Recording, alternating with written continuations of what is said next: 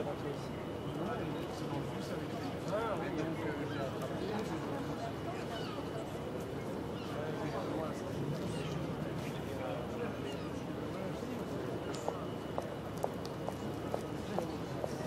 Dans le cas où ça c'est en sortant.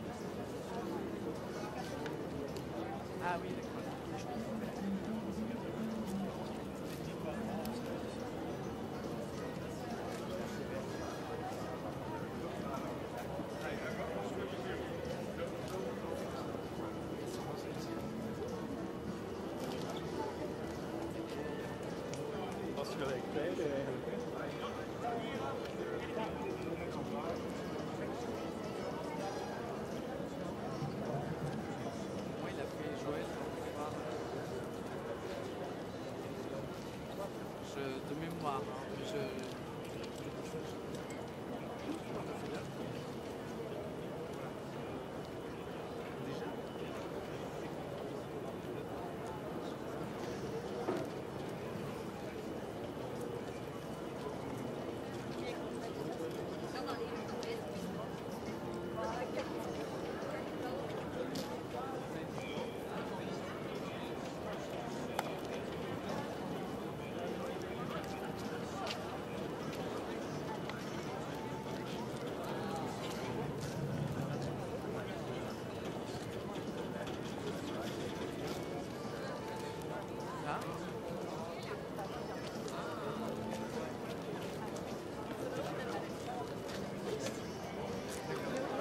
En fait, c'était ça toute ma question. Je sais que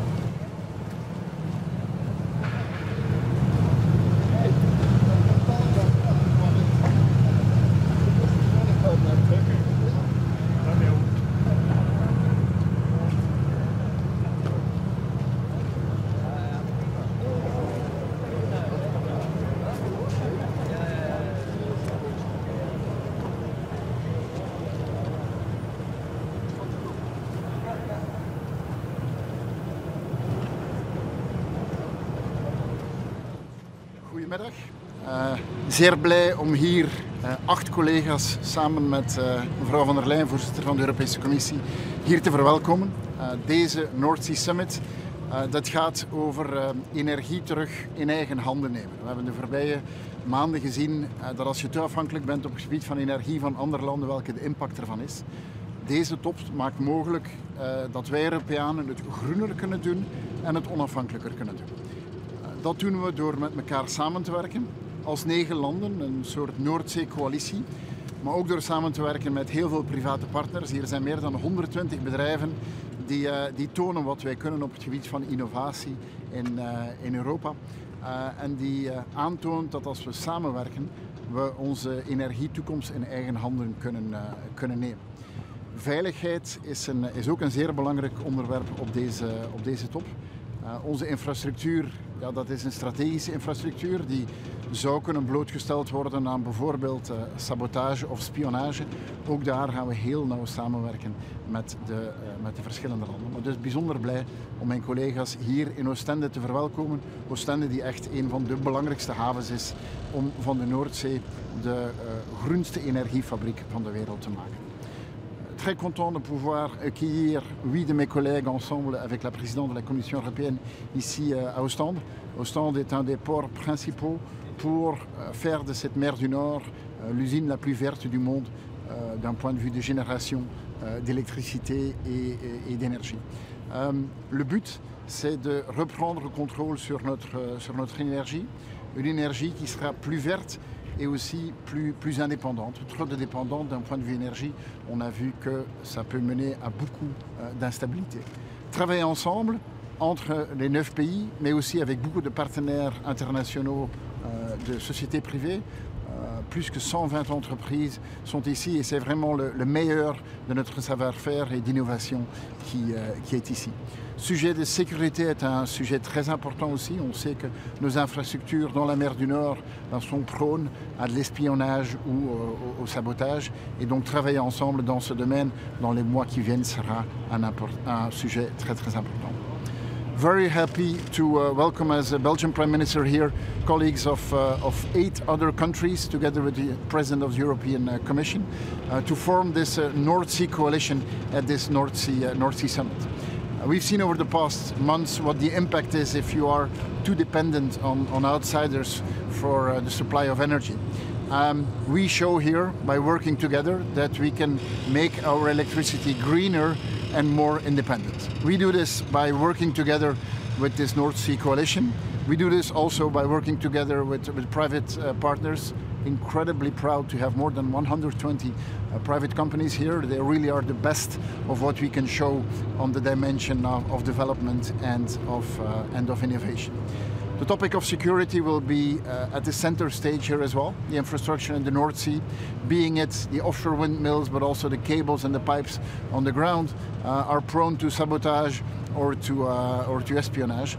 And working together in that domain is going to be an extremely important one.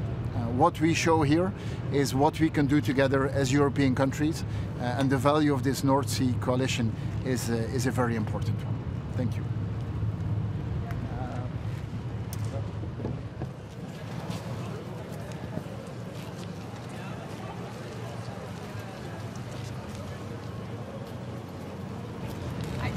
This summit really is a summit about action.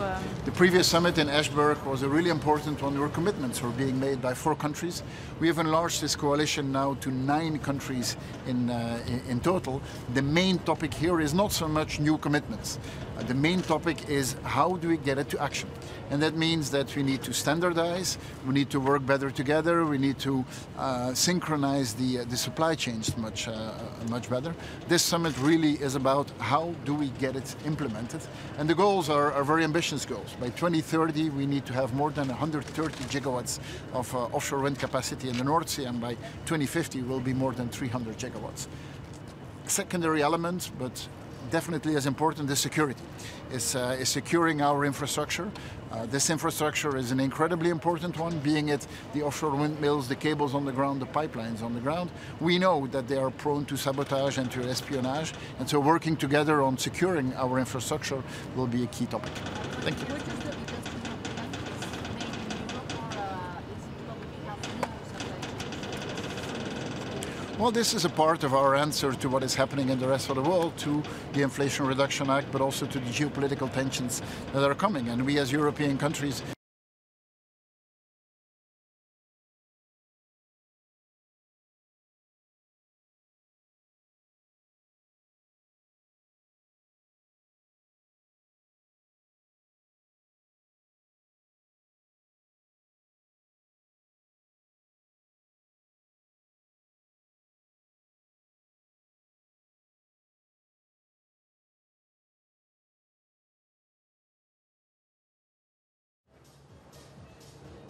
and that's a good thing. I mean, this is the success model that we've had in Belgium over the last decades, is to create a model where investment can take place and a certain profit can take place as well. If you want sustainable energy to develop, you need private partners. They need stability.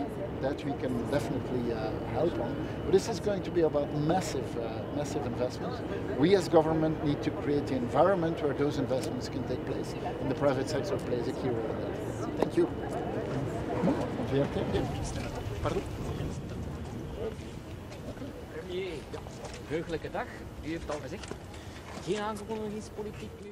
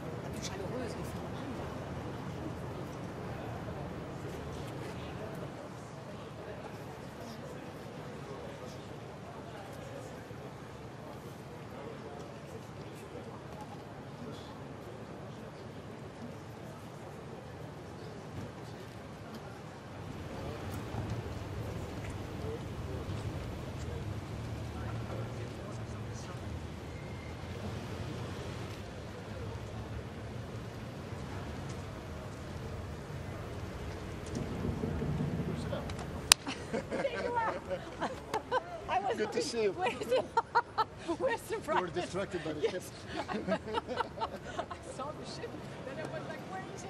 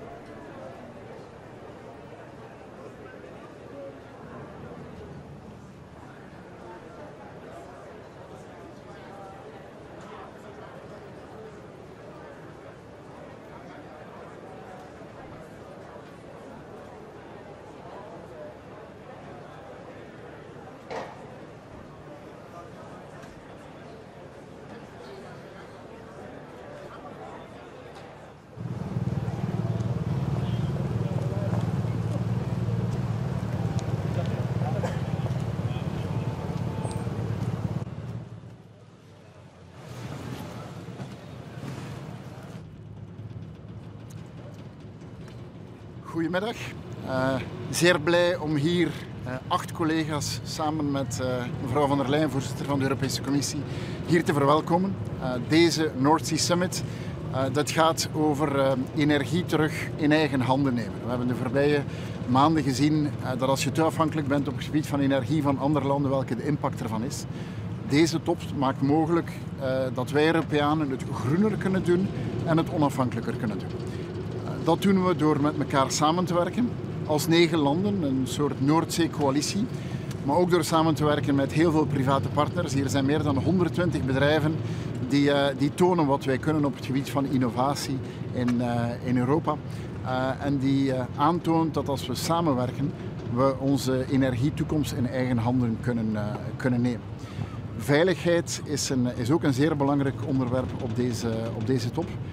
Onze infrastructuur, ja, dat is een strategische infrastructuur die zou kunnen blootgesteld worden aan bijvoorbeeld sabotage of spionage. Ook daar gaan we heel nauw samenwerken met de verschillende landen. Maar dus bijzonder blij om mijn collega's hier in Ostende te verwelkomen. Ostende die echt een van de belangrijkste havens is om van de Noordzee de groenste energiefabriek van de wereld te maken. Très content de pouvoir accueillir 8 de mes collègues ensemble avec la présidente de la Commission européenne ici à Ostende. Ostende est un des ports principaux pour faire de cette mer du Nord l'usine la plus verte du monde d'un point de vue de génération d'électricité et d'énergie.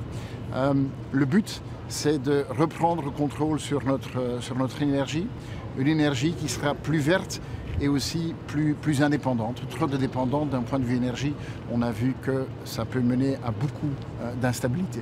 Travailler ensemble entre les 9 pays, mais aussi avec beaucoup de partenaires internationaux de sociétés privées. Plus que 120 entreprises sont ici et c'est vraiment le meilleur de notre savoir-faire et d'innovation qui est ici.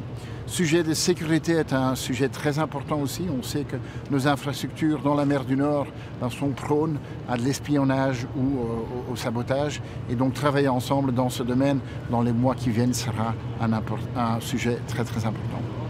Very happy to welcome as a Belgian Prime Minister here colleagues of 8 other countries together with the President of the European Commission to form this North Sea coalition at this North Sea Summit. We've seen over the past months what the impact is if you are too dependent on outsiders for the supply of energy. We show here, by working together, that we can make our electricity greener and more independent. We do this by working together with this North Sea coalition. We do this also by working together with private partners. Incredibly proud to have more than 120 private companies here. They really are the best of what we can show on the dimension of development and of innovation. The topic of security will be at the center stage here as well. The infrastructure in the North Sea, being it the offshore windmills, but also the cables and the pipes on the ground, are prone to sabotage or to espionage. And working together in that domain is going to be an extremely important one. What we show here is what we can do together as European countries, and the value of this North Sea coalition is a very important one. Thank you.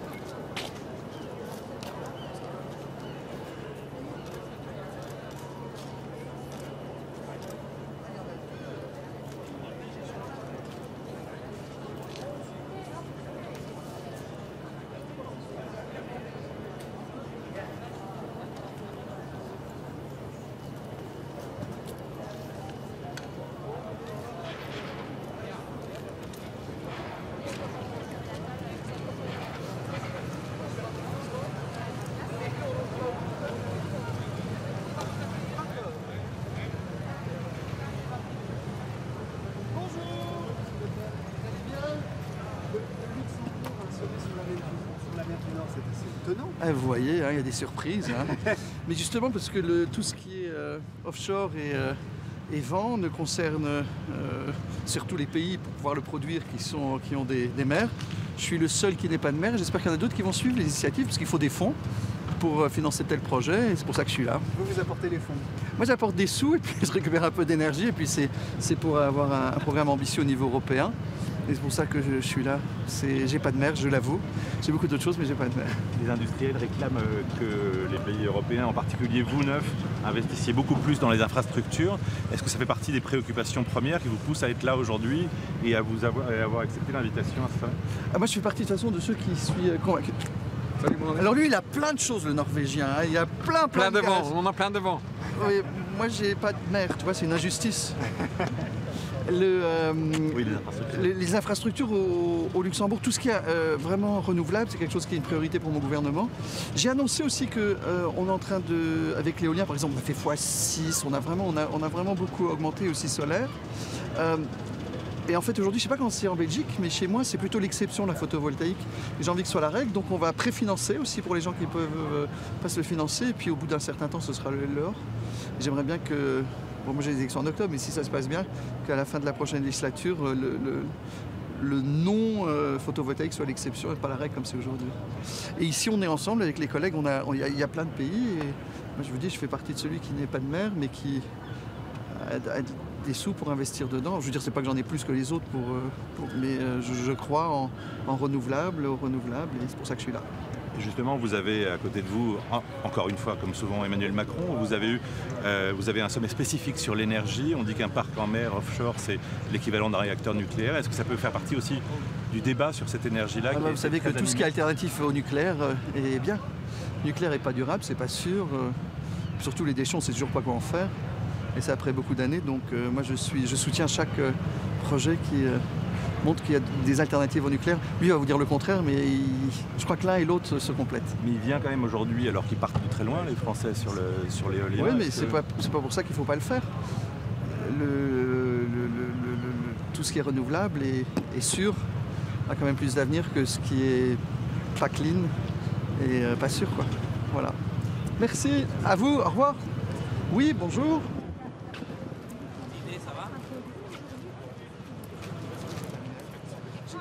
Ça suffit pas pour produire de l'énergie avec des parcs éoliens, mais c'est...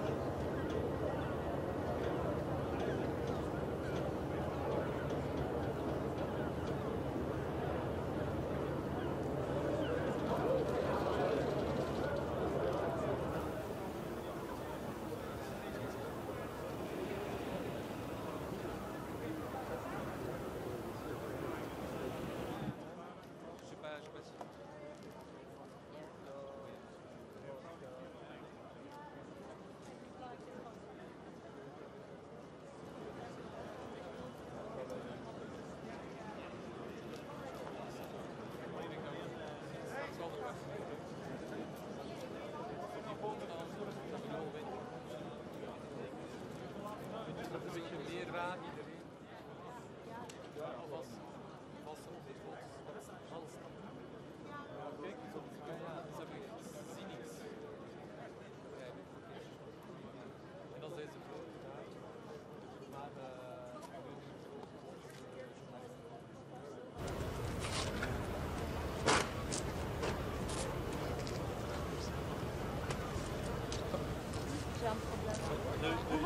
J'ai senti.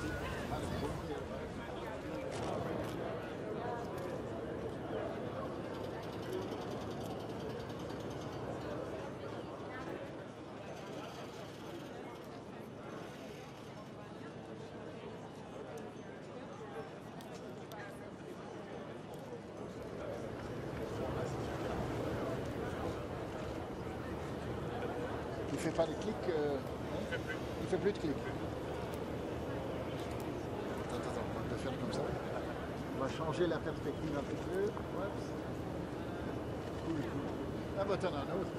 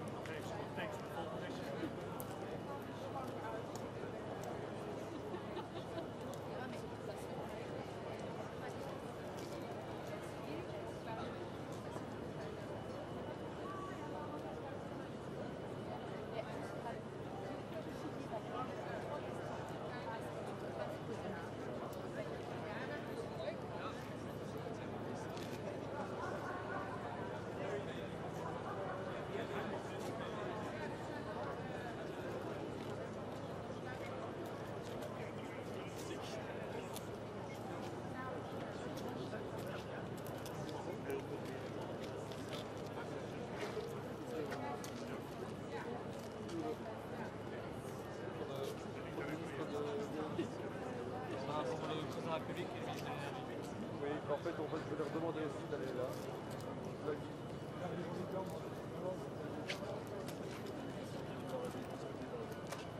Vous voulez aller un peu sur les lignes?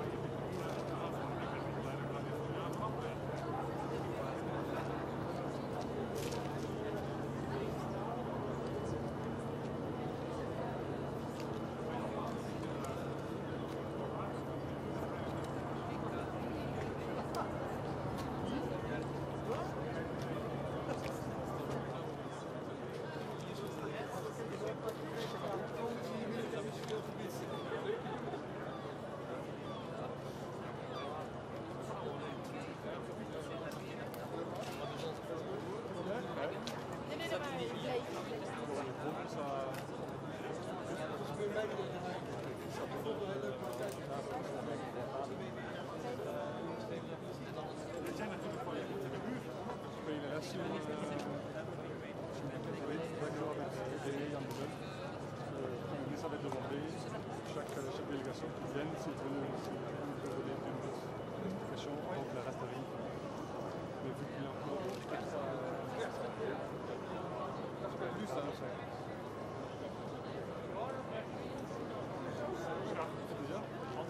24.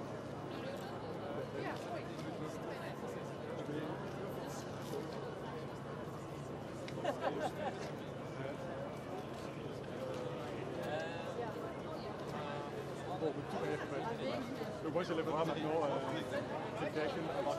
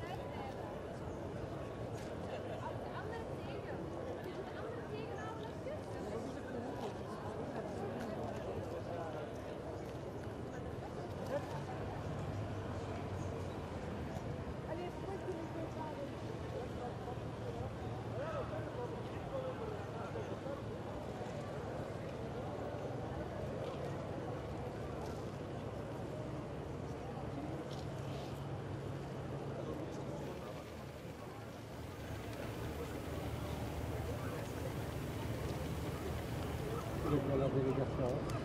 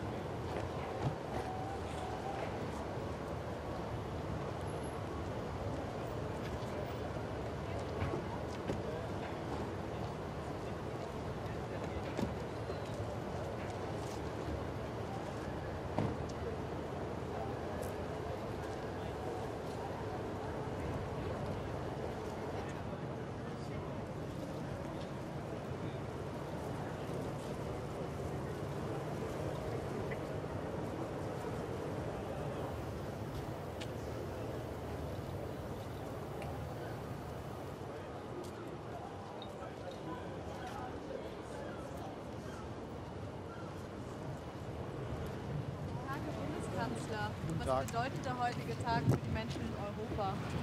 Das ist heute hier eine ganz wichtige Zusammenkunft. Wir haben uns schon in Dänemark, in Esbjerg getroffen, um deutlich zu machen, dass die Nordsee ein Ort ist, an dem viel Energie für die Zukunft gewonnen werden kann. Offshore-Wind kann hier produziert werden. Es ist möglich, Wasserstoff zu nutzen. Und es ist möglich, dies in einem großen europäischen Verbund über Ländergrenzen hinweg zu tun. Deshalb ist es mehr als ein Zeichen, wenn jetzt hier so viele europäische Vertreter von Regierungen da sind, um das gemeinsam zu bekunden und auch voranzubringen. Denn in ganz kurzer Zeit wird die Nordsee noch viel mehr, als wir das heute schon wissen, der wichtige Ort der Energieproduktion sein. Und das zu besiegeln und auf den Weg zu bringen, das ist heute ein guter Anlass. Lassen Sie mich noch eine Bemerkung machen. Ich bin sehr dankbar für den Einsatz der Bundeswehr im Sudan. Das ist ein gefährlicher Einsatz, aber er ist wichtig, um Bürgerinnen und Bürger unseres Landes und anderer Länder in Sicherheit zu bringen. Und die Operation ist im Gange, wie wir alle wissen. Aber es ist eine gut vorbereitete Aktion, die unverändert stattfindet und die wichtig ist, um die Sicherheit von Bürgerinnen und Bürgern, die jetzt das Land verlassen wollen, zu gewährleisten. Ich danke der Bundeswehr für diesen Einsatz. Welche Rolle spielt Schönen Dank. die English Chancellor? Thank you.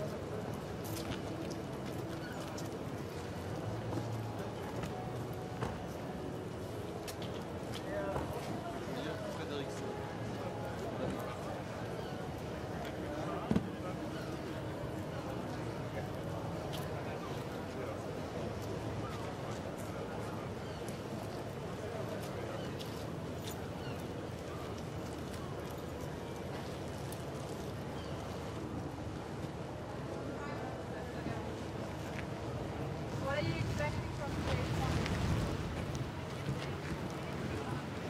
God eftermiddag. God eftermiddag. Esbjerg 2.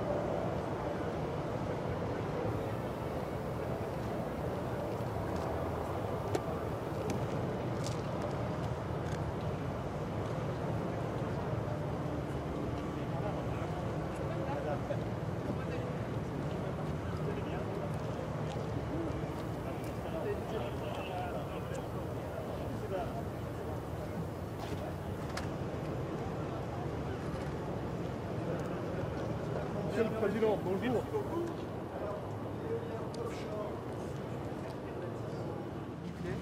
Non, c'est un complément.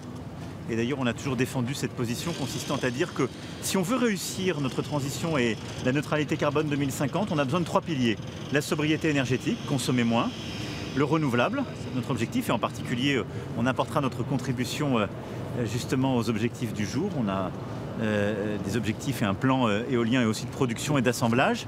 Et puis le nucléaire, parce que c'est la manière la plus décarbonée de produire de l'énergie et de l'électricité en particulier non intermittente. Sur l'éolien offshore, la France a encore des efforts à faire. On a la même progression aujourd'hui si on regarde l'ensemble du mix que par exemple nos amis allemands, exactement la même sur les 10 dernières années. Ensuite, nous, on va continuer très fortement sur l'ensemble de notre frontière maritime, ce qui est une des forces de la France. Et dans le plan des 300 gigas qu'on va annoncer aujourd'hui, on s'engage à faire 40. Et donc, nous continuerons de développer nos projets. C'est aussi un enjeu stratégique pour vous aujourd'hui au niveau sécurité? Oui, c'est un enjeu parce que ça permet de sécuriser, comme vous le dites, de l'électricité européenne. Et c'est un enjeu parce que, et c'est un des objectifs pour moi de ce sommet, ça nous permet aussi ensemble de sécuriser les matières premières, une filière européenne sur l'éolien offshore. Et la France a aujourd'hui à peu près un tiers de l'assemblage européen. Donc c'est une vraie force et des créations d'emplois. Et derrière, une capacité à avoir un marché européen qui fonctionne mieux et qui est plus intégré. Ce qui fait qu'on va produire notre électricité sur notre sol de manière décarbonée à partir de matériaux qui sont les nôtres. Monsieur le Président, un an après votre élection, 69% des Français pensent que votre élection n'était pas une bonne chose. Qu'est-ce que vous leur répondez? Je continue, moi, à me battre pour que le pays avance. Je le rappelais ce matin. Je pense que nous avons tous une responsabilité historique parce que nous avons à la fois la guerre en Europe et ses conséquences auxquelles nous avons à faire face. Nous avons aussi des grandes transformations à mener. La transition, les défis de la transition climatique en font partie. On a également ce qu'on doit faire pour nos grands services publics. Et donc, je continue de me battre pour que le pays puisse avancer. France has been able to rescue citizens from Britain and America, and their own governments haven't been able to. Why is that? Look, first of all, this is a matter of solidarity. So we organized yesterday, and I want to thank our diplomats and our soldiers and all the teams, and I want to thank the Sudanese authorities, but as well Ethiopia and Djibouti, because they helped us a lot. Indeed, at this very moment, we are organizing a very last operation, but we rescued more than 400 people, amongst which more than 150 from France and all the others from a lot of countries. Some countries will be present here. This is how we see the organization of this type of operations, our diplomats, but as well our citizens, and all those who were willing to leave the country. So we will follow up in close coordination with the US, with UK, and with all the other European members, Germany as well, in order to help our citizens to leave the country if they want. At the same time, I want here to be in full support with President Ruto, with President Gele, and the region and African Union for their calls for peace and ceasefire, because this is what this country needs. This demonstrates the need for Europe to have this sort of muscle collectively. This is the best evidence of the fact that we have to act together, and in face of this type of situation, solidarity is the only answer. Vous êtes 9 pays aujourd'hui.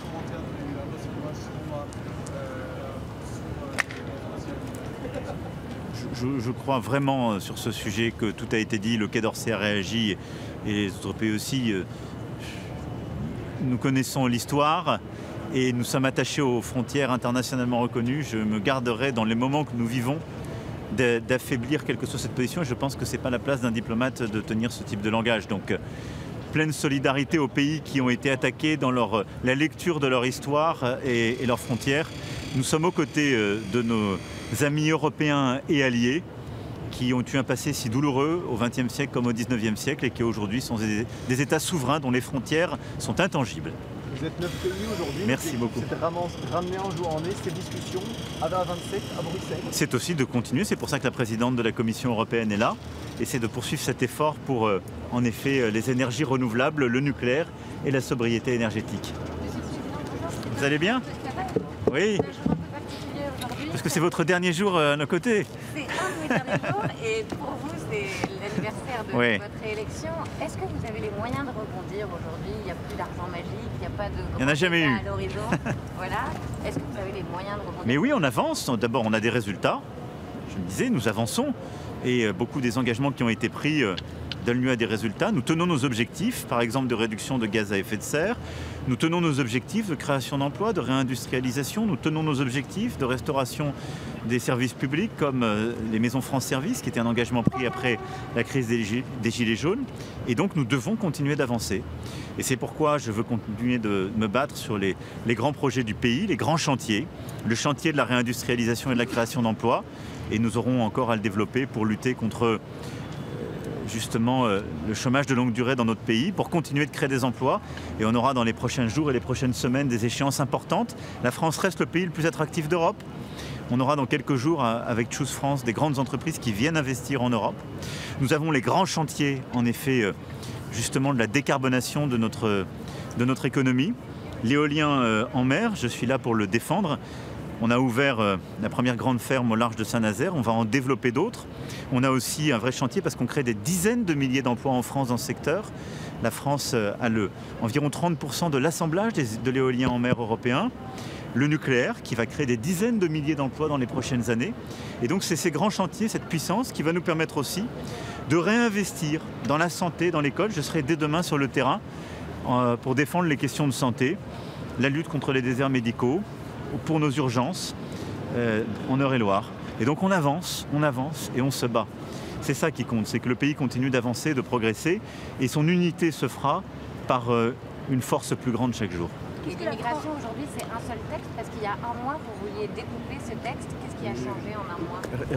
Je vais vous dire, nous avons déposé un texte qui est unique, le gouvernement.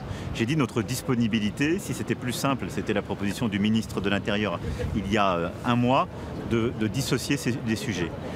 C'est la Première ministre qui, dans les prochaines heures et les prochains jours, verra avec la présidente de l'Assemblée, le président du Sénat et les forces politiques ce qui a le plus de chances d'avancer.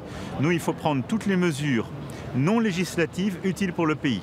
Initiative européenne, mesures réglementaires, organisation pour protéger nos frontières. Et ensuite, il faut pouvoir se donner les moyens de faire passer là aussi un texte utile pour nos concitoyens, pour mieux protéger nos frontières, avoir des procédures plus simples et plus efficaces et mieux intégrer celles et ceux qui viennent pour travailler ou qui fuient la guerre dans notre pays. Après cela, la France vient s'engager. La France vient s'engager aux côtés des autres pays de la région à un grand programme de développement de son éolien en mer, 40 gigawatts horizon 2040, qui permet de s'insérer dans ce grand plan à 300 et ce qui, là aussi, donne la nature de nos ambitions. En parallèle, nous souhaitons sécuriser toute une filière industrielle parce que c'est important de déployer cet éolien en mer, mais ne répétons pas les erreurs qu'on a parfois faites par le passé, consistant à déployer des équipements qui étaient faits à l'autre bout du monde. Et donc nous voulons aussi créer plus d'emplois sur le sol européen en déployant cet éolien. Et c'est aussi le cœur de nos engagements. Merci beaucoup. Merci. Oui, sur le...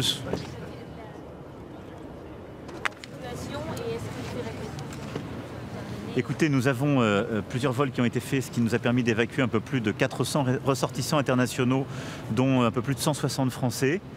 Je veux ici remercier l'ensemble des diplomates, des militaires et des forces de sécurité intérieure, l'ensemble de l'équipe de France qui a contribué à ces évacuations au service de nos ressortissants, mais aussi de beaucoup d'autres pays amis. Je veux remercier les autorités soudanaises pour leur aide, mais également les autorités d'Éthiopie et de Djibouti. Nous continuerons les opérations. Il y a un vol qui en ce moment s'organise et nous ferons d'autres opérations en lien avec nos partenaires autant que nécessaire et souhaité. Maintenant, nous soutenons les initiatives régionales visant à organiser justement le cessez-le-feu puis la paix dans ce pays. J'ai eu hier le président Abiy, j'ai eu aussi le président Ruto. Nous soutenons leurs initiatives. Le président Guelleh a aussi ses responsabilités. Et nous soutenons l'Union africaine dans ses démarches pour que le cessez-le-feu puisse être effectif au plus vite. Monsieur le Président, juste rapidement, on apprend que la visite du ministre de l'Éducation nationale a été fortement perturbée.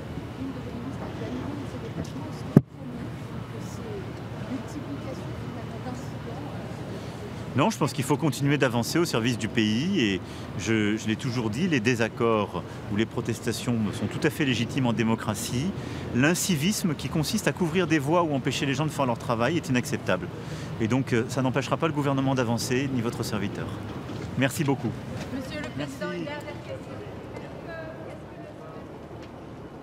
L'industrie énergétique en Europe.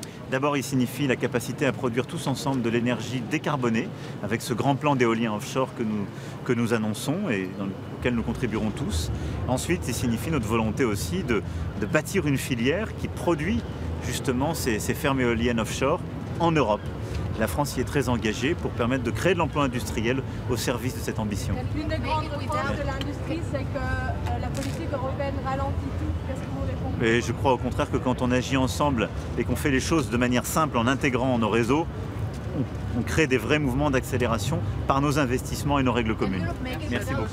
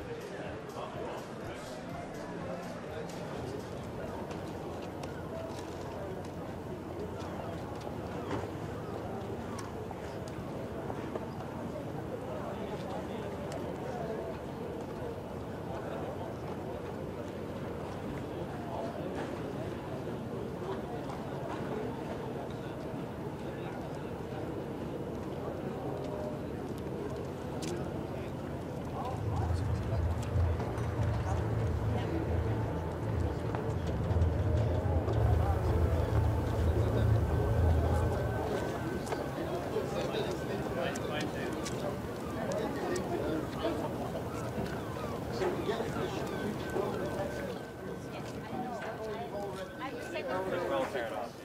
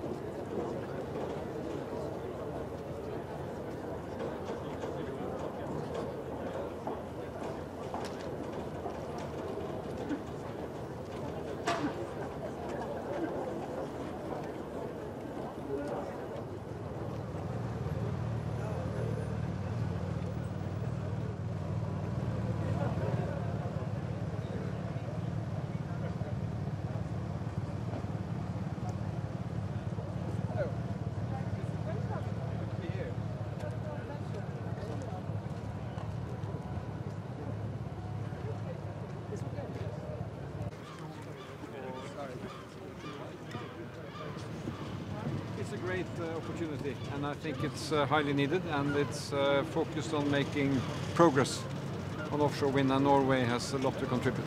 What is going to change besides the after today's summit? Well, I think we have to envisage a North Sea perspective on this. All North Sea states are now planning to use their coastline, and for Norway that will be partly floating ocean wind installations, which is a big industrial adventure actually. So we are opening up for that now, and we want to do it in close cooperation with European partners. Sorry? Well, it has to be eventually a private, attractive market. But in the beginning, I also believe that states have to contribute to get it going. Dag Støre, hvorfor har Norge kommet med I dette samarbeidet først nå? Det en utvidelse fra 4 til 9. Og vi har vært opptatt av å være koblet på samarbeidet rundt Nordsjøen. Men det passer egentlig bra nå, for nå har jo vi hatt våre utlysninger også for noen uker siden I Sørlig Nordsjø og Utsira. Og får jo nå fra NVE en innstilling I løpet av noen uker om andre områder langs norskekysten som egner seg. Så da det passende tid for å samarbeide nært med de andre landene rundt Nordsjøen. Man snakker om det største energianlegget I verden, I hvert fall I Europa. Kommer det til å bli det? Det jo ikke ett anlegg da, men det havvind rundt Nordsjøen. Det mye vind, det mye kyst.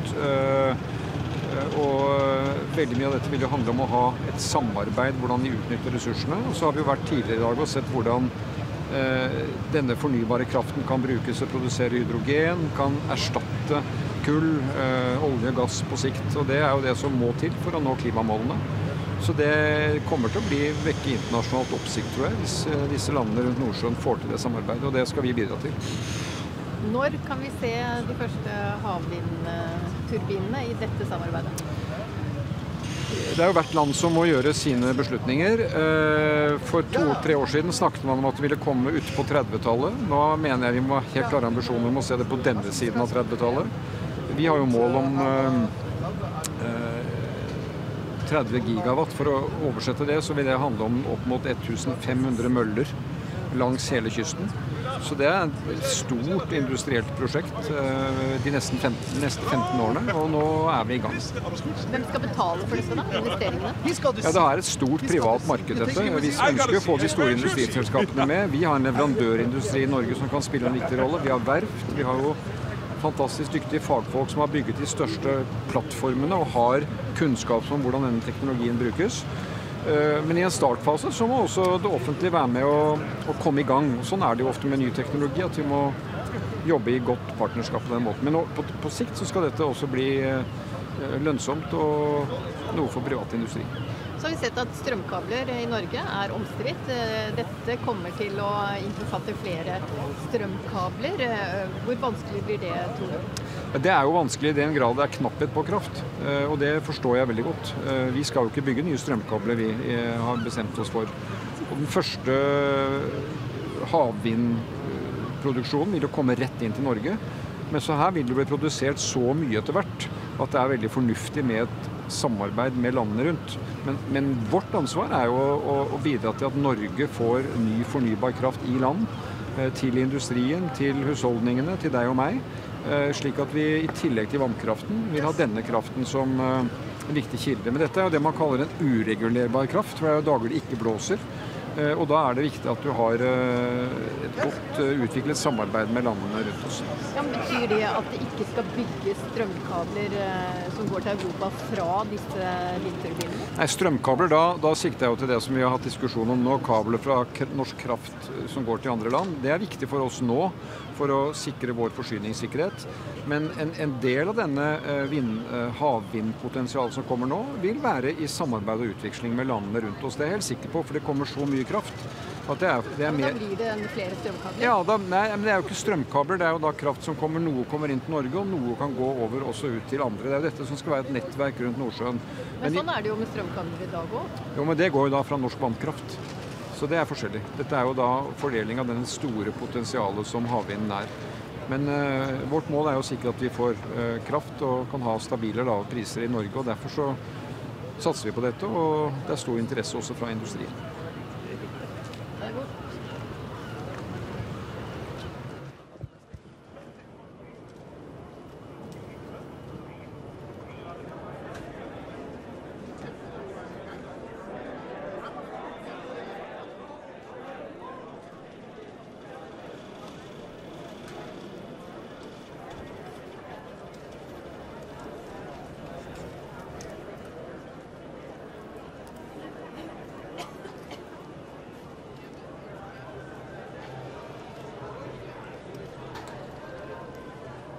Stattfindet und wie wichtig.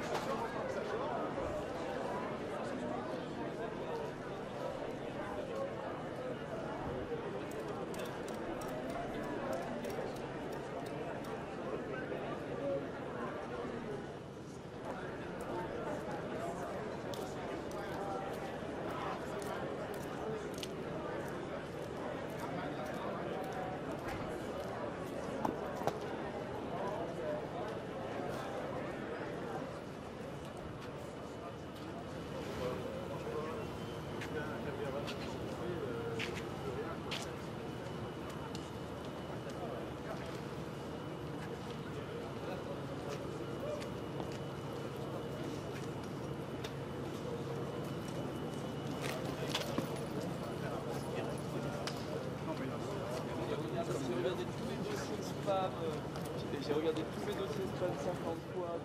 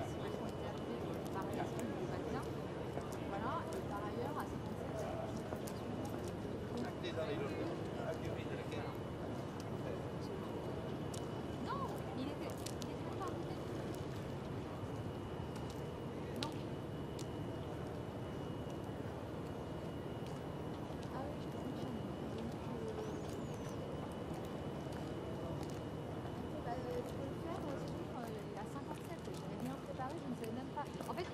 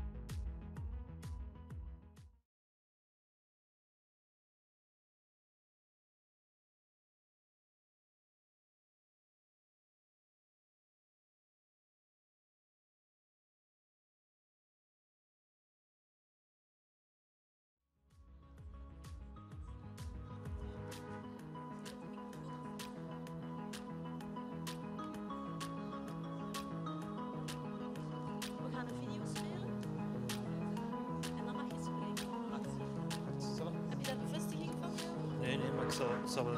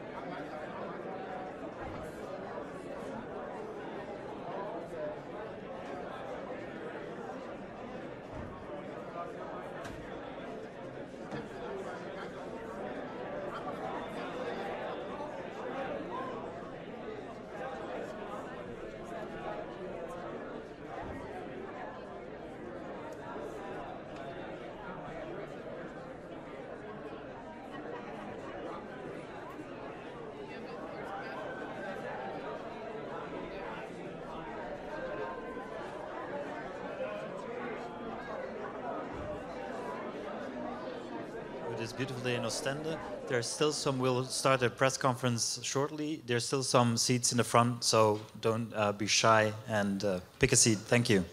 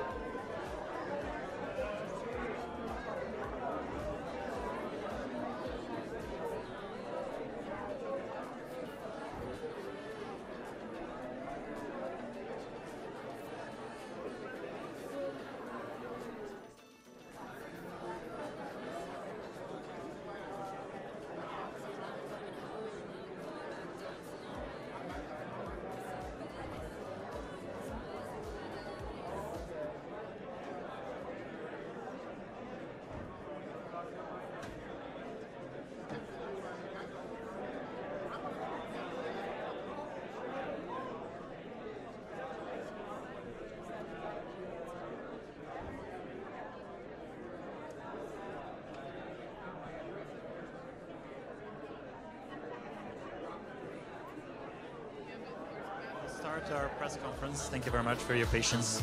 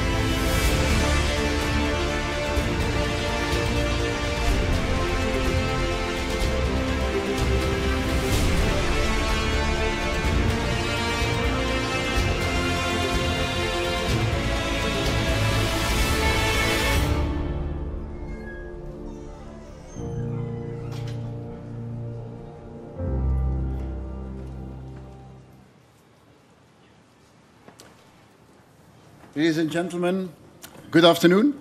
Welcome here and a warm welcome to this North Sea Summit here in Ostend.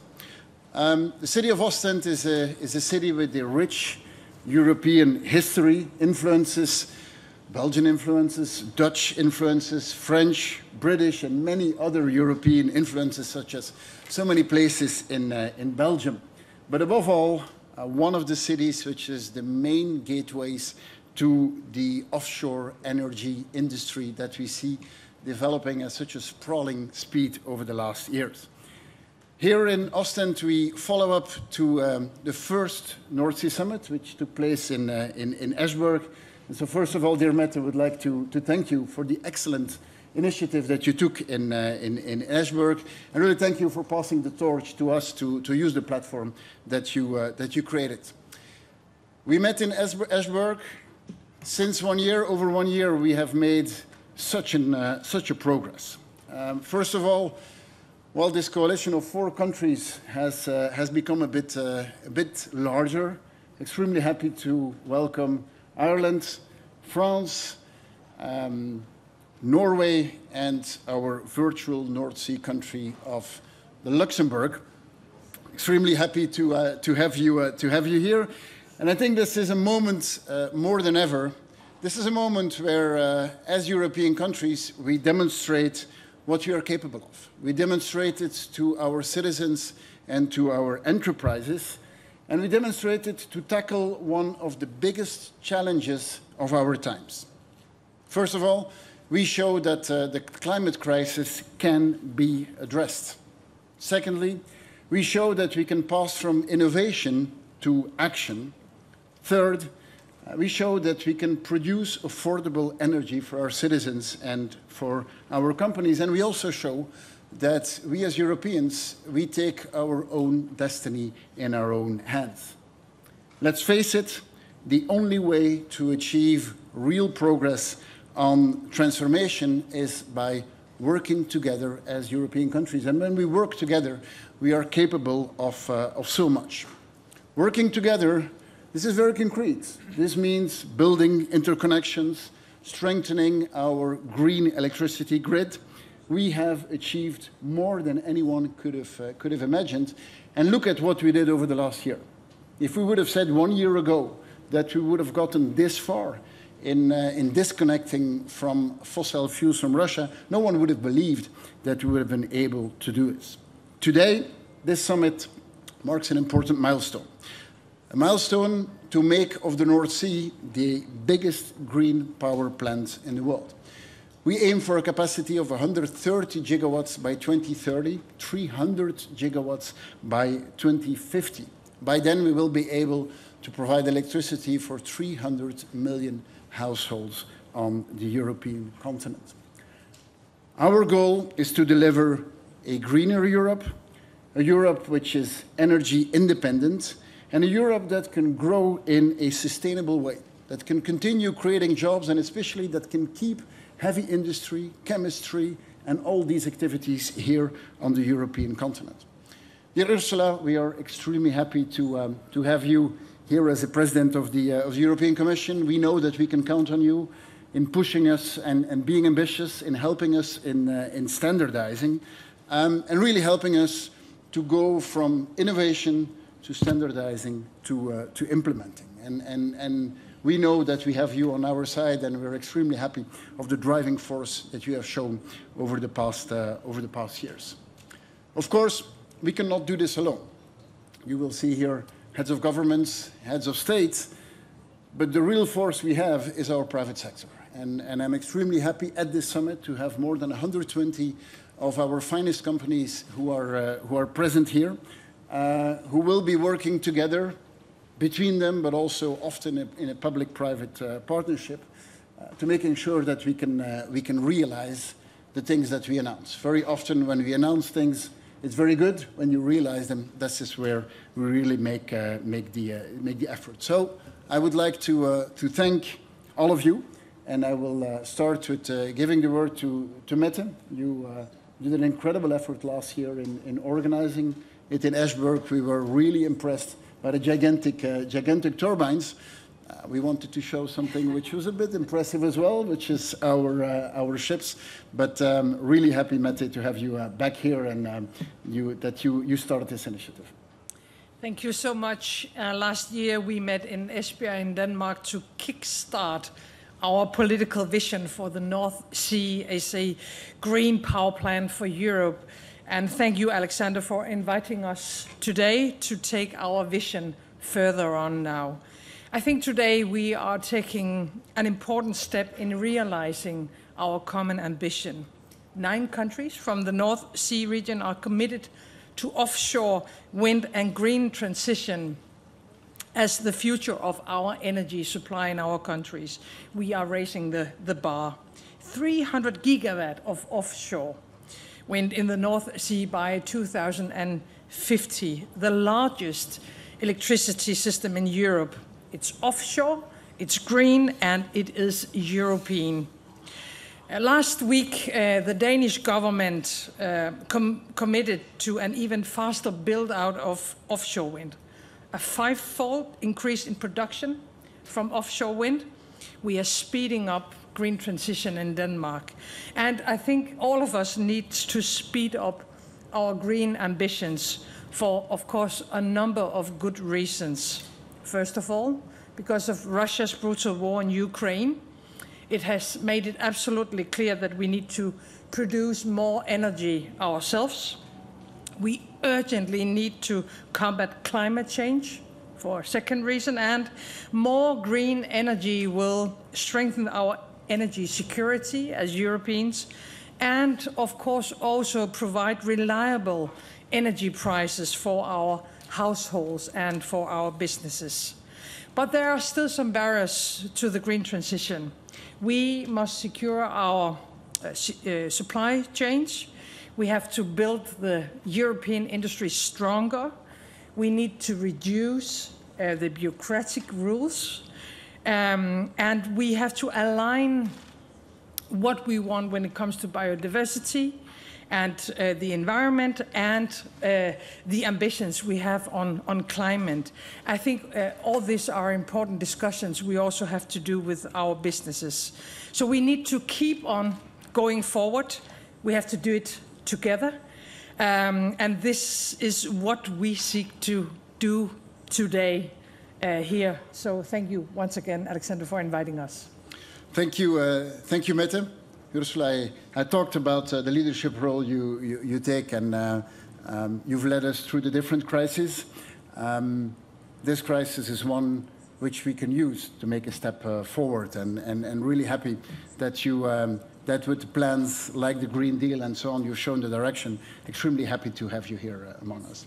Thank you so much, Alexander. Thank you very much for inviting me and for hosting us here in Ostend, the city by the sea. And indeed, as you said, a lot has changed and improved since last year when we had our first meeting in Esbjerg. We should not forget it was the year of a severe energy crisis that was triggered by the Russian war. But we have managed together to get rid of our dependency on Russian fossil fuels. We have diversified away from Russia to reliable partners.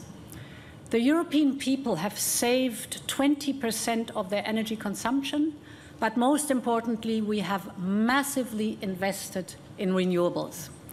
So despite this crisis, we managed to keep the economy growing on one hand, but on the other hand, we were able to reduce greenhouse gas emissions. Two figures are here important. While globally the greenhouse gas emission did rise last year by 1%, in the European Union, the greenhouse gas emissions were reduced by 2.5%. In other words, there was a formidable boost in this year of crisis to renewable production in the European Union. We have doubled the additional deployment of renewable energy last year, and we have, for the very first time, generated more electricity from wind and sun compared to gas. Renewables are crucial for us to reach our goals in 2050. It's all about speeding up. And as you know, the European Union has just raised its 2030 targets for renewables from 32% up to more than 42%. So I very strongly welcome the Ostend Declaration. It's great. It's doubling down on the targets set in Esbjerg for offshore wind production. And it will give us all the wind we need in our sails to set the course onto climate neutrality.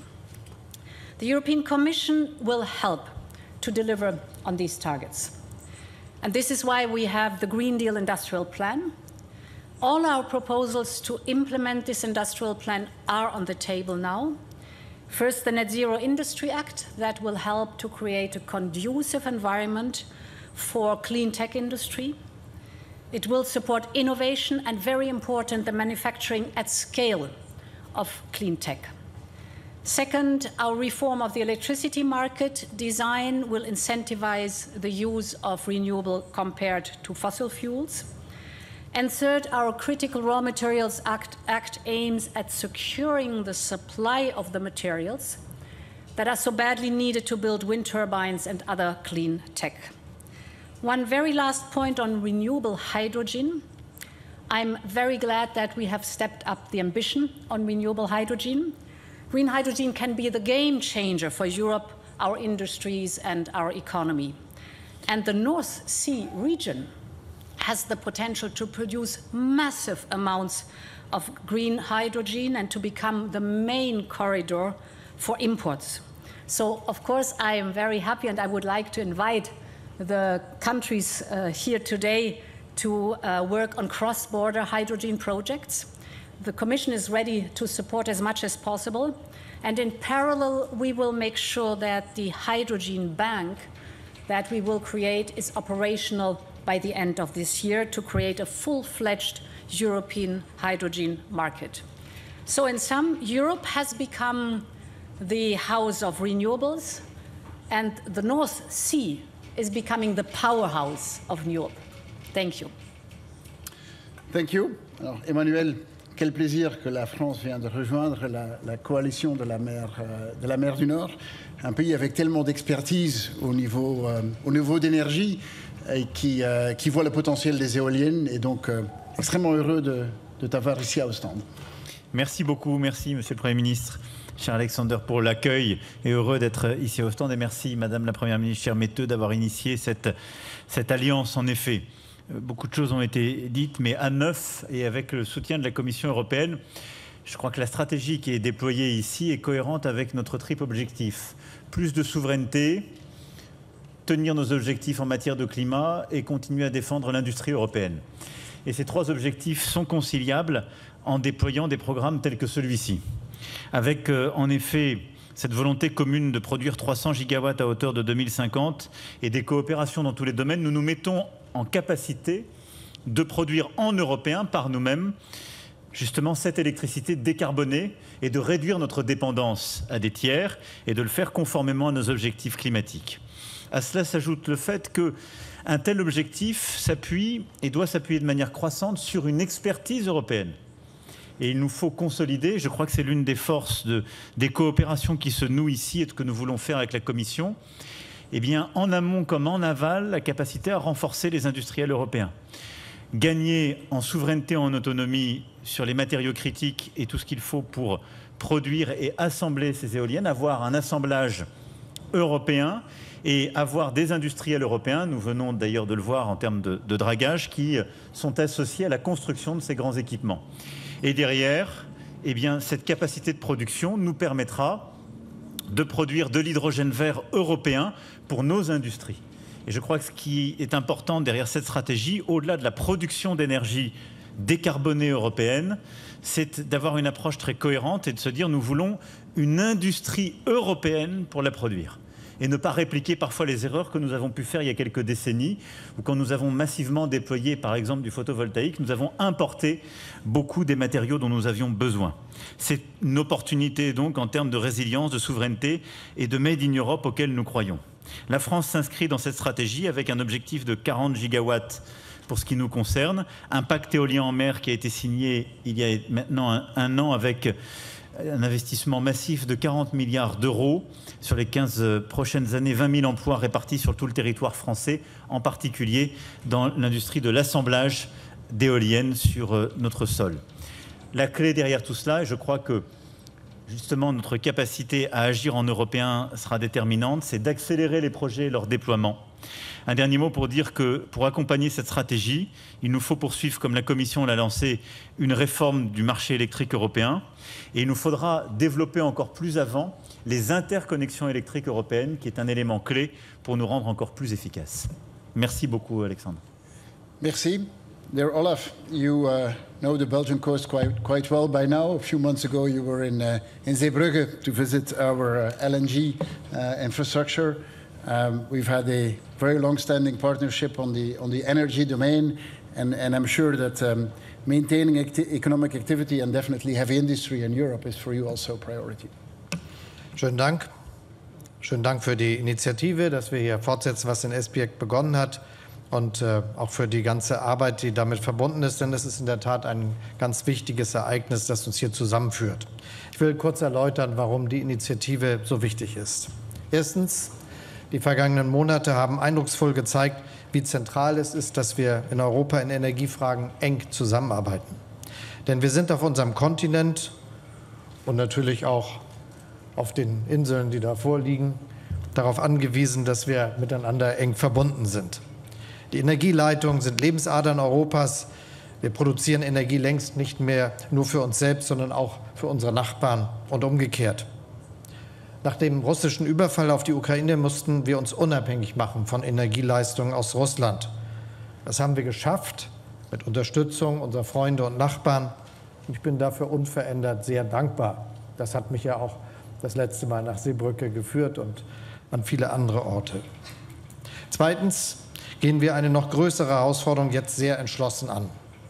Wir wollen in Deutschland bis 2045 klimaneutral wirtschaften, unsere Energie aus Windkraft, Solarenergie und Biomasse gewinnen und auf fossile Energien verzichten zum Schutz unseres Klimas. Windenergie auf See birgt dafür ein ganz, ganz großes Potenzial. Und mit der Nordsee haben wir das Energie-Powerhouse quasi vor der Haustür. Seit unserem Treffen im vergangenen Jahr in Esbjerg ist unser Kreis hier deutlich größer geworden, wie man ja an diesem breiten Podium ganz gut sehen kann. Gemeinsam wollen wir die Energie der Nordsee erschließen und bis 2030 ca. 120 Gigawatt Offshore-Windparks installieren. Dafür haben wir auch schon eine große Reihe wichtiger Entscheidungen getroffen. National und auch auf europäischer Ebene haben wir den Rahmen für den Ausbau der erneuerbaren Energien deutlich verbessert und die Verfahren beschleunigt. Ich bin ganz besonders der Europäischen Kommission dankbar für die entsprechenden Gesetzesvorschläge, die wir voranbringen konnten. Gemeinsam diskutieren wir regelmäßig in der Nordsee-Energiekooperation, wie wir den Ausbau der Windenergie und der Netze weiter voranbringen können. Unsere Netzbetreiber erarbeiten Konzepte, um Offshore-Strom und Wasserstoff an den Küsten zu nutzen, ihn dort zu produzieren, anzulanden, was den Wasserstoff betrifft. Bei aller Ambition müssen wir drittens aber auch ehrlich genug sagen, die Herausforderungen bleiben groß, sie sind immens und es bleibt noch eine ganze Reihe zu tun. Vor allem, wir müssen schneller werden. Bei der Identifikation von Flächen, bei Genehmigungen, beim Bau von Anlagen und Netzen dürfen wir keine Zeit mehr verlieren. Und gerade wenn wir jetzt genau sehen, welche ungeheuren Möglichkeiten der Stromproduktion und der Wasserstoffproduktion die Nordsee bietet, und gleichzeitig wissen, dass oft die industriellen Zentren, die diesen Strom benötigen, gar nicht direkt an der Küste liegen, sondern viele davon zum Beispiel in Deutschland im Südwesten der Republik, dann ist es wichtig, dass wir die Struktur des Netzausbaus immer mitdenken und auch im Blick haben, dass das genauso schnell vorangehen muss, wie die Stromproduktion anläuft. Und das ist etwas, was wir zustande bringen müssen. Wir müssen auch größer denken. Es braucht mehr Anlagen. Wir müssen dafür die nötigen Lieferketten stärken. Und deshalb brauchen wir gerade hier in Europa eine starke Zulieferindustrie. Ich bin sehr dankbar, dass hier in dem Business-Treffen sehr viele Unternehmen aus Europa, auch aus Deutschland, anwesend sind, dass sie mitarbeiten, dass sie mithelfen werden, dass wir das, was an industrieller Produktion notwendig ist, um diese Sachen mit unseren eigenen Fähigkeiten und Technologien voranzubringen, dass sie das zeigen und dass wir das voranbringen können. Und schließlich, wir müssen besser werden. Die raue See erfordert Innovationen, um Wind und Wasserstoff nutzbar zu machen. Und wir müssen, heute ist ein Beispiel dafür, mehr kooperieren. Davon kann ganz Europa profitieren. Und schließlich, auch das hat das letzte Jahr auf brachiale Weise gezeigt, wir müssen unsere Offshore-Industrie effektiv schützen. Hier spielen wir als Anrainer, aber auch die EU und die NATO eine wichtige Rolle. All das wird nur gemeinsam gehen. Und das Treffen hier in Ostende ist ein wichtiger Schritt auf diesem gemeinsamen Weg. Die Erklärung, die wir gleich unterzeichnen, macht das noch einmal deutlich. Und deshalb nochmal vielen Dank, Alexander, für die Einladung und Organisation. Es ist schön, wieder an der Nordsee zu sein.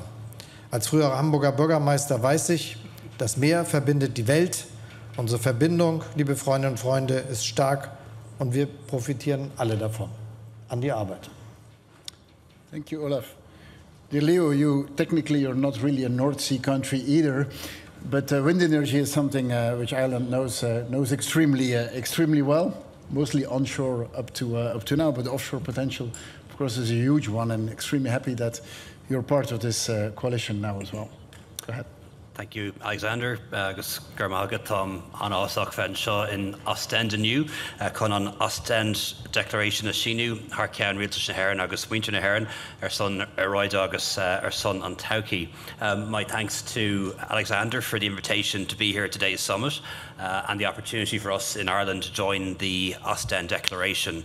And I really want to thank Belgium for its leadership in taking this initiative, but also when it comes to renewable energy. As I flew in this morning, it was fascinating to see the number of buildings here in Ostend that have solar panels on their roofs, small buildings and large buildings, and also to see the amount of offshore wind that Belgium has already. So I think you're showing a lot of leadership already.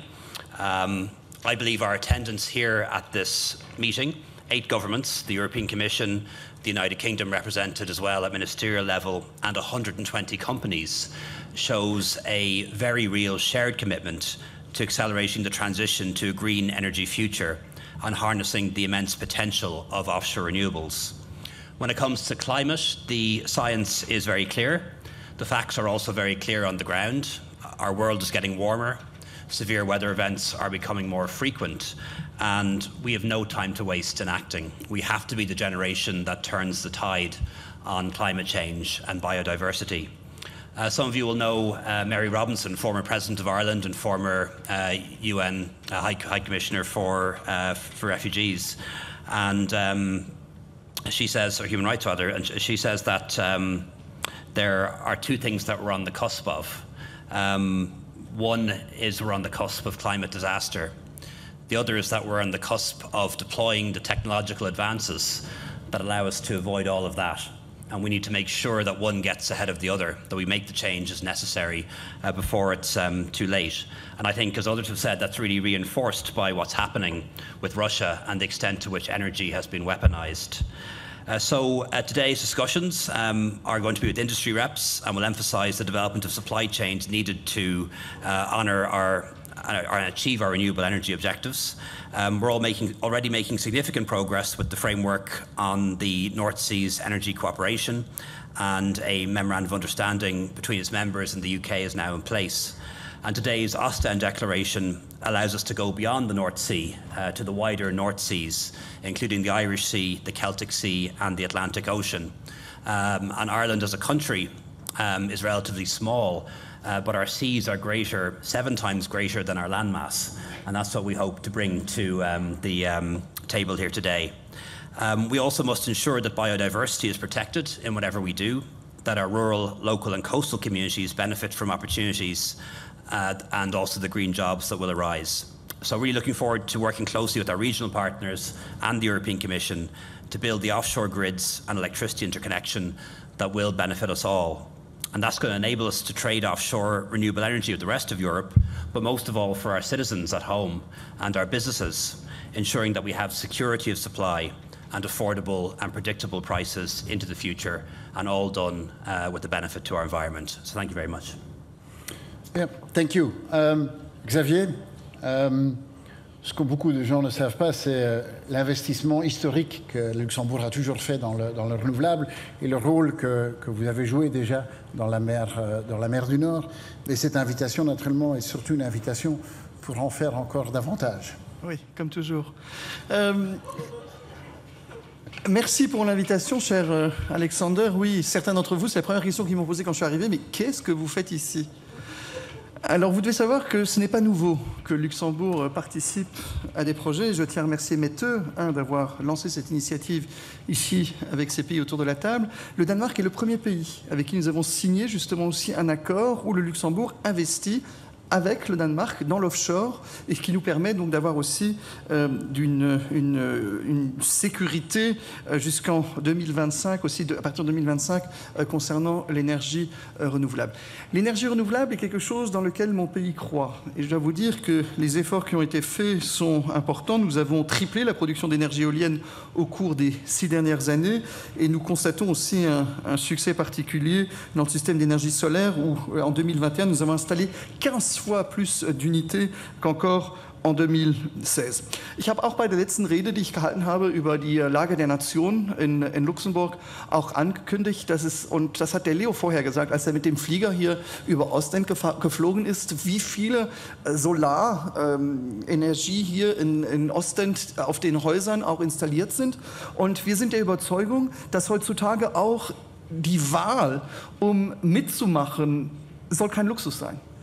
Wir haben es auch angekündigt, dass der Staat auch den Leuten eine Solarpanel-Möglichkeit auch installiert. Und dann wird es während einer gewissen Zeit der Staat die Produktion bekommen. Und dann nachher werden wir es ermöglichen, dass die Leute es dann zurückbekommen, anstatt zu leihen. Das gibt es ja auch in verschiedenen Ländern, wo dann der Staat zum Beispiel auch ein Dach anmietet. Und hier ist dann die Möglichkeit, dass die Leute nach einer gewissen Zeit dann auch das Material dann bekommen. Wir sind jetzt bei der ganzen Analyse, um zu sehen, auch, ob es sich rentiert oder nicht. Aber wie gesagt, im Moment ist noch in Europa die Solarenergie aber Ausnahme, wenn man mit dem Flieger über eine Hauptstadt oder eine Stadt fliegt. Und es soll für uns, die Ausnahme soll sein, dass nichts drauf ist in Zukunft.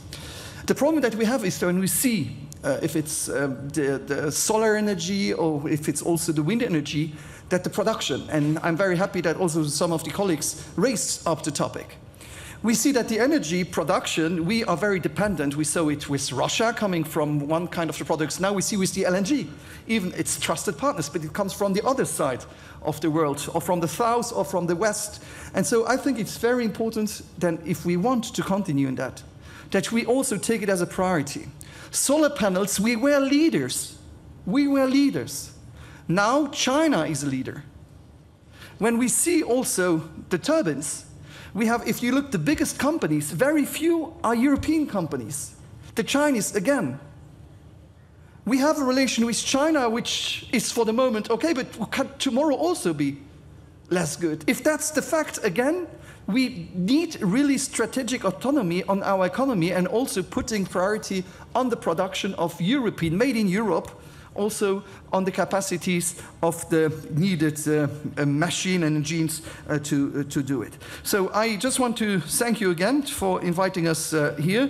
We see all of us that the climate crisis, is something I remember we watched it on TV. It was in Nicaragua, it was in Australia, it was in New Zealand. It's now, it's in Europe.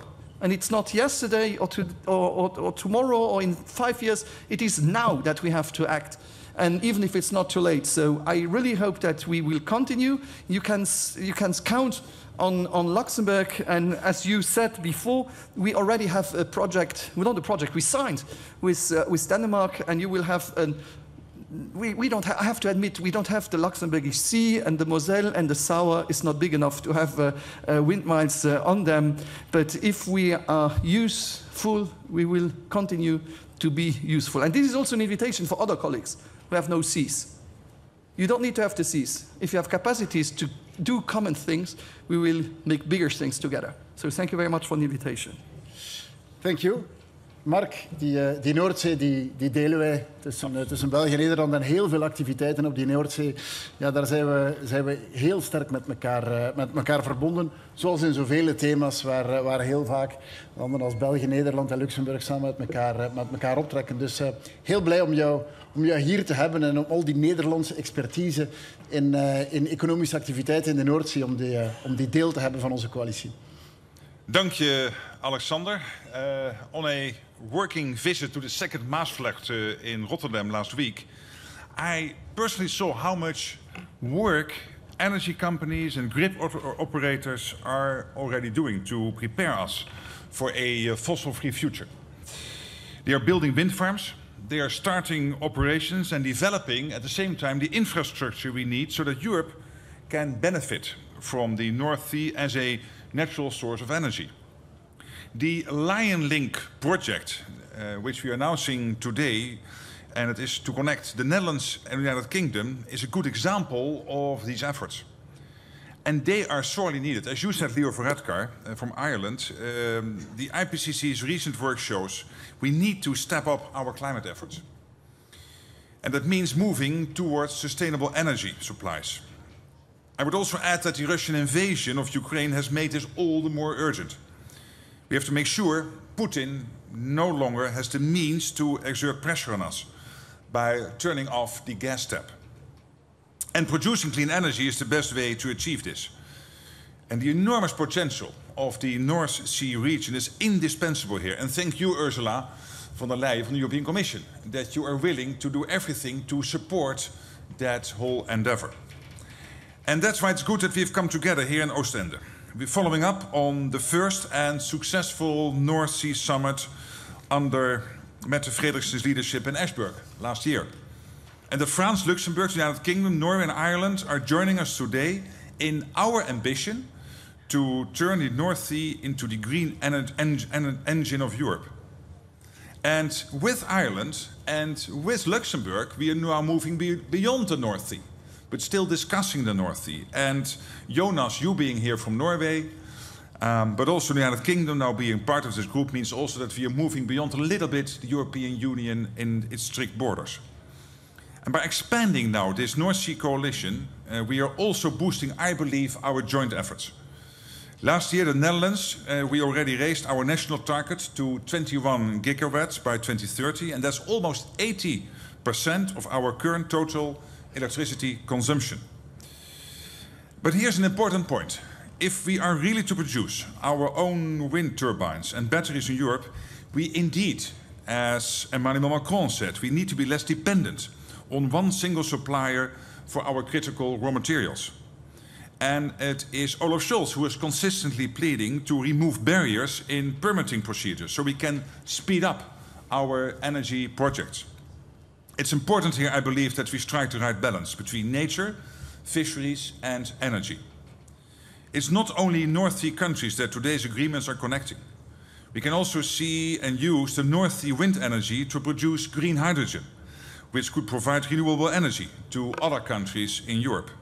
So I really believe, Alexander, that meetings like today are vital in this, to share plans and see where we can join forces.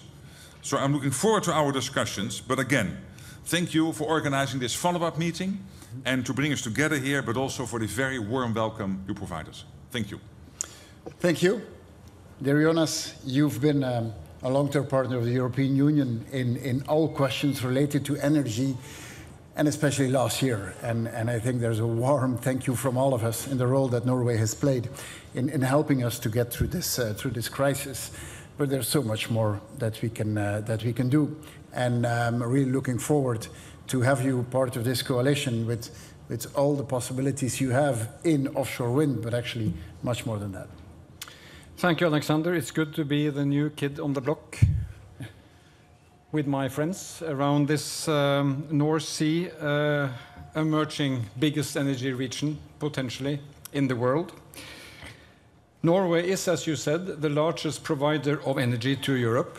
That situation was emphasized during this last year. We've been able to increase our export of gas by some 8 to 10%. That represents 100 terawatt hours of extra energy into Europe.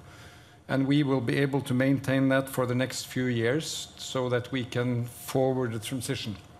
But we have a lot more to contribute because we have a coastline and we have wind and we have expertise in building heavy things that can stand the pressure from wind and oceans. So we are engaging into offshore wind enthusiastically.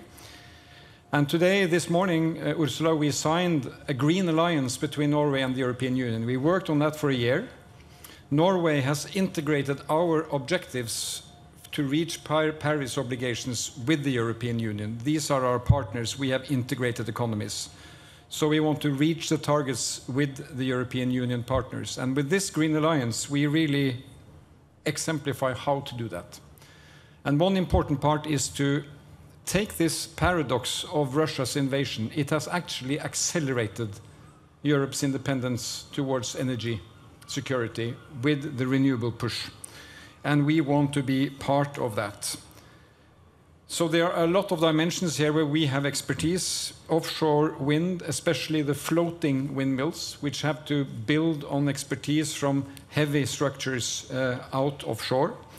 Hydrogen production, be it green, or in the intermediary time, blue, namely by gas, where we extract the CO2, store it 2,000 meters under the seabed, and Norway has done that for 20, 30 years. We know the technology and how to do it. So our ambitions are also high. By 2040, we aim for 30 gigawatt. That is about 1,500 windmills. And for what is linked to the southern part of Norway, we want to see that in a North Sea perspective, and then we will follow up along our coast towards the Barents Sea and Arctic waters, because we also need this energy there. I would also like to emphasize that we as governments should help push this industry to get off the ground. But the key here and the core is the private sector.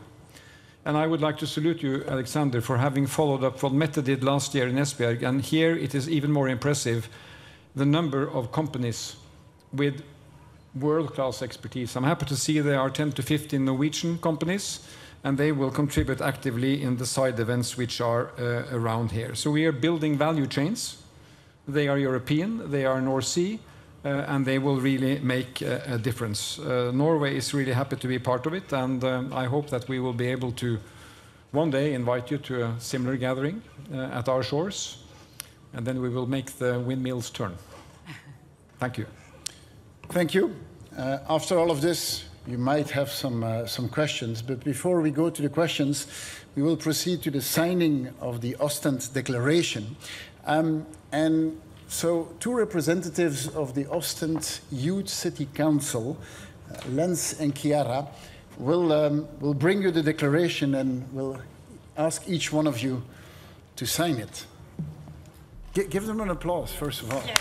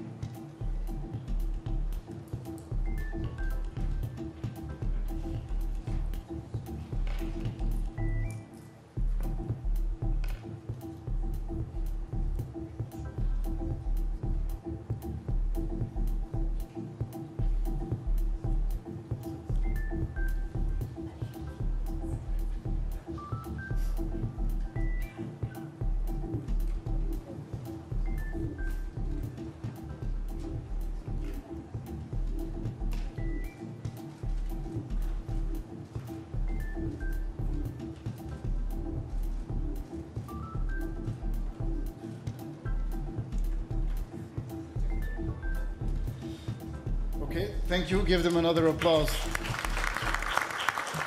Doing this. Excellent job.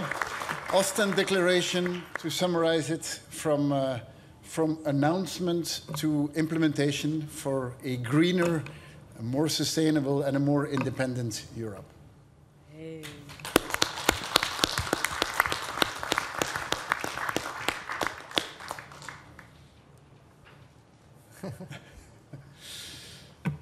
All right. Let's Are take there some any questions. Please take it over, Bram. I have a first question from Jelle Frenke, VTM.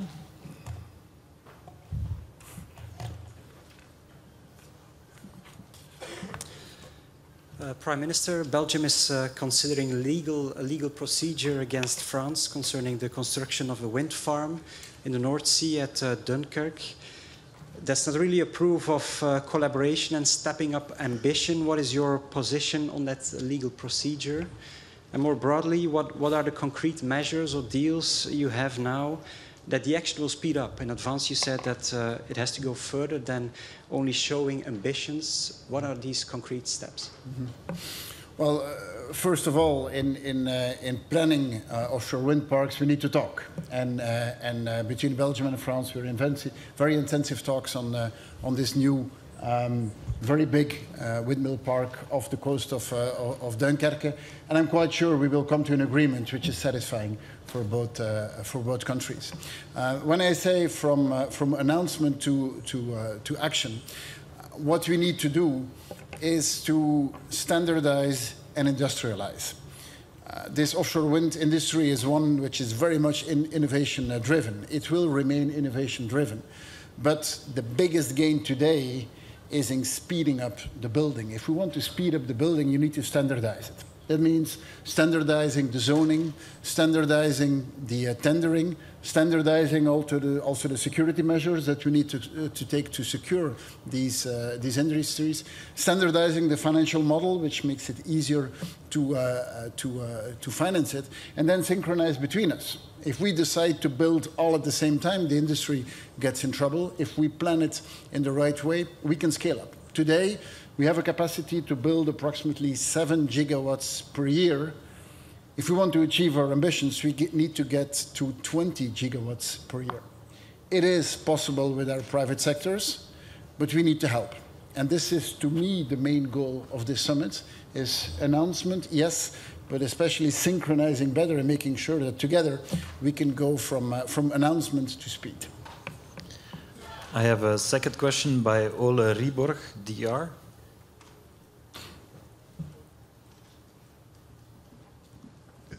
Ole Ryborg, Danmarks Radio. Last week, a documentary by 4 television stations from Denmark, Sweden, Norway and Finland documented how Russian vessels have been mapping the locations of all windmill farms in the whole of Scandinavia, along the coast down to Belgium and Holland and all the way to Britain, and I think they've even been in Ireland. So my question to you is, you've now been talking about how you are going to develop the North Sea as the powerhouse, but what are you going to do to protect that infrastructure? For von der Leyen, the EU directive for 2008 about infrastructure is quite old and not done to this. So how are you going to change this to increase the protection of the windmills that you do? And even I'm curious about the Franco-German engine in all this. Is this a national thing as it is today, or do you foresee that in the future we need European cooperation, even European military cooperation, or in other ways, in order to protect these wind farms that we do in the North Sea? Thank you. Yes, we have followed the situation very closely because we know that our critical infrastructure is under threat, and we know it since we have experienced the sabotage of Nord Stream pipeline last year. So this is the reason why we have stepped up in the European Union our actions concerning preparedness, concerning the response and the cooperation that is possible. Cooperation between member states, of course, as you said, on an EU level. Here we are at the moment working on a stress test program for the worst case, mainly in the infrastructure. We had a first stock taking in April, and we will take the results to identify our weaknesses, but of course also strengthen our resilience. The second part, which is very important, is not only the European Union is working on this topic, but we are teaming up with NATO. And with NATO we have created a joint task force, basically working on the same principles I've just explained, but it includes the whole possible range of threats, for example, also the topic of cyber threats concerning our key sectors, and namely also, of course, energy. The EU-NATO experts are at the moment working on a program for coordinated resilience, and the results of this we will present to you, the leaders, at the NATO summit, which will then take place in July. So you see, we've really stepped up because we know it's crucial and critical that we are up to date there.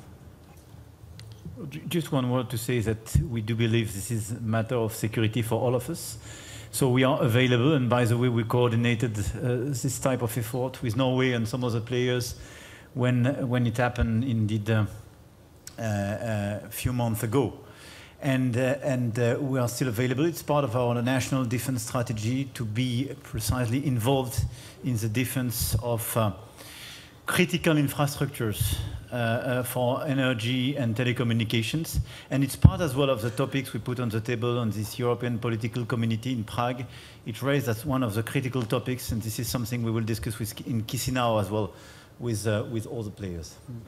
It seems that the concept of... Oh, sorry, please go ahead. Not much to add from my side, just saying that we already invited NATO and the European Union to work on this topic, which Ursula von der Leyen already reported, and they are already working to find a procedure how we cooperate in this field. And also on the national level, we took a lot of decisions how we will be more able to understand the situation and all the dangers, cooperating with others, especially with Norway in one case. And so you can be sure this is a question of high priority.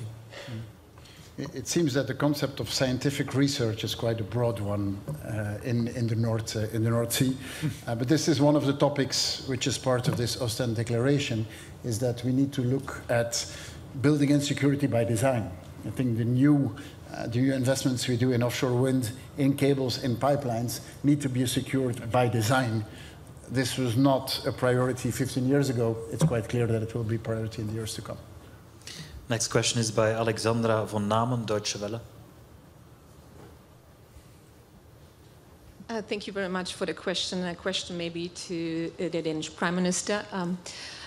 Can you tell us more about the results of the investigation in the Nord Stream pipeline attack? Because it's been a while, we're not getting any results. And don't you think that not showing a complete transparency that could be playing into Putin's hands? Thank you. Thank you for that question.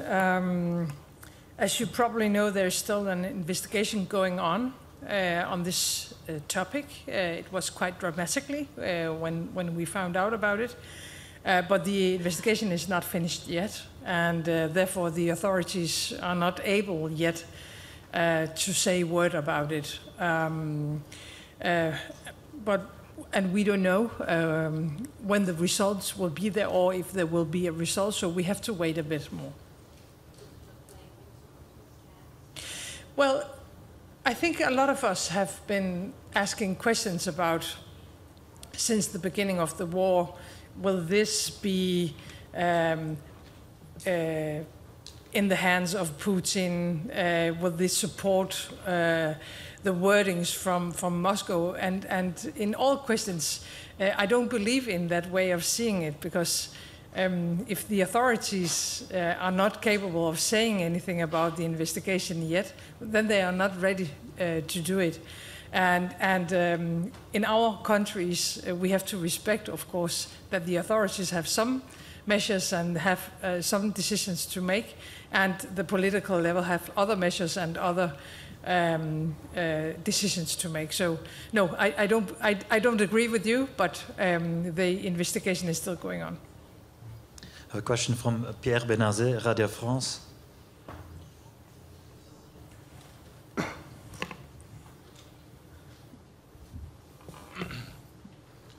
Oui, j'ai une question. Monsieur le Président, on a parlé, le chancelier allemand a parlé de l'identification des sites pour les parcs d'éoliennes en mer. Est-ce que ça ne va pas être un gros défi pour la France qui part de très loin? Il va falloir trouver des arrangements et trouver des définitions sur la biodiversité, partager la mer avec les transporteurs, avec les pêcheurs et avec les riverains. Et puis, pour rebondir sur ce que vous avez dit en arrivant, vous estimez que les propos de l'ambassadeur chinois en France sont déplacés. On parle de souveraineté des pays baltes, mais on parle aussi de la souveraineté de l'Ukraine sur la Crimée. On est toujours dans cette question de sécurité et de souveraineté. Est-ce que vous avez des propos européens à ce sujet, et est-ce que vous avez l'intention vous-même de retourner en Ukraine bientôt?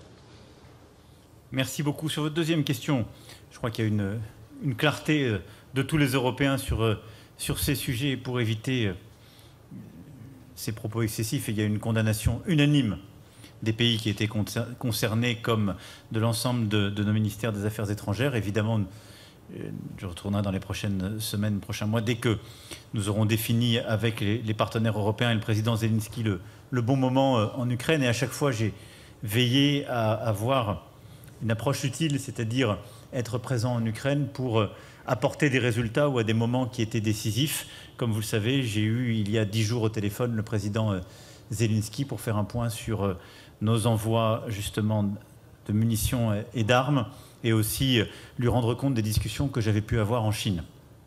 Pour ce qui est de votre première question, nous avons lancé cette stratégie reposant sur l'économie d'énergie, le nucléaire et le renouvelable il y a maintenant un peu plus d'1 an et demi.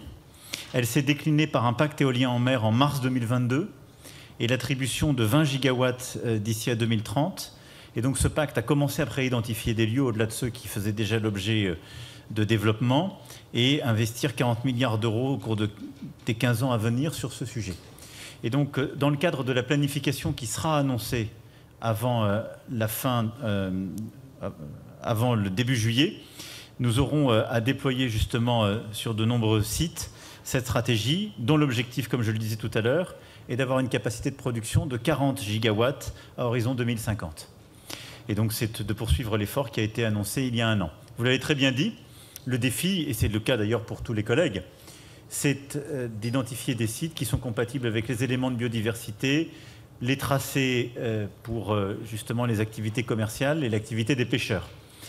Ce qui apparaît clairement, c'est que nous avons une capacité de le faire en planifiant et donc en prévoyant, et nous avons d'autant plus de capacité que nous avons 4 grandes façades maritimes, ce qui nous donne aussi une liberté, si je puis dire, de choix, une capacité à négocier plus large. Donc oui, l'objectif que j'ai donné est bien celui que nous délivrerons et sur lequel nous avons des capacités à faire.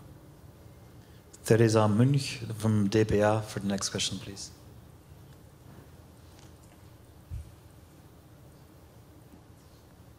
Meine Frage richtet sich an Kanzler Scholz. Sich ambitionierte Ziele zu setzen, ist ja immer einfach, aber in der letzten Zeit ist beim Ausbau von Windenergie auf See nicht so richtig viel zusammengegangen in Deutschland und auch in Europa. Was macht Sie so zuversichtlich, dass es diesmal anders kommt, dass jetzt so richtig Schubkraft reinkommt? Schönen Dank für die Frage. In der Tat, der Ausbau der Windenergie an Land und auf hoher See ist in den letzten Jahren nicht mit dem Tempo vorangegangen, das wir gebraucht hätten. Deshalb haben wir auf nationaler Ebene in Deutschland, aber auch auf europäischer Ebene jetzt sehr, sehr viele Gesetze geändert oder sind dabei, sehr viele Gesetze zu ändern, um genau dieses Tempo zu erreichen. Und es gibt aber einen klaren Maßstab. Wenn wir an die europäischen Regulierungen, die wir heute haben, denken und wenn wir an die deutschen Regeln, die wir heute haben, denken, werden wir keines unserer Ausbauziele erreichen, wenn wir sie nicht ändern. Und deshalb ist es notwendig, dass wir das tun. Darüber besteht aber auch ein großer Konsens bei den europäischen Regierungschefs. Da besteht ein großer Konsens auch im Parlament. Und wir haben jedenfalls in Deutschland unbedingt diesen Willen dazu. Deshalb gehen wir jetzt auch anders vor. Wenn das Ziel für Deutschland ist, 80% des Stroms 2030 aus erneuerbaren Energien zu produzieren, bedeutet das, dass wir genau ausrechnen können, wie viel Offshore-Wind aus der Nordsee, wie viel Wind onshore in Deutschland, wie viel Solarpaneele in Deutschland, wie viel Stromleitung in Deutschland und wie viel Elektrolyse dazu notwendig sind. Und auch, wie viele Importkapazitäten für Wasserstoff wir brauchen. Und weil das jetzt möglich ist, wir das auch öffentlich sagen können und auch verfolgen können, werden wir das Tempo auch erreichen. Das heutige Treffen ist deshalb besonders wertvoll, weil wir uns nicht nur als Regierung treffen, sondern weil wir auch gleich mit der Wirtschaft sprechen. Denn wir müssen ja sagen, jetzt geht's los, jetzt findet das statt, jetzt gewinnen wir die Geschwindigkeit, die wir dazu brauchen.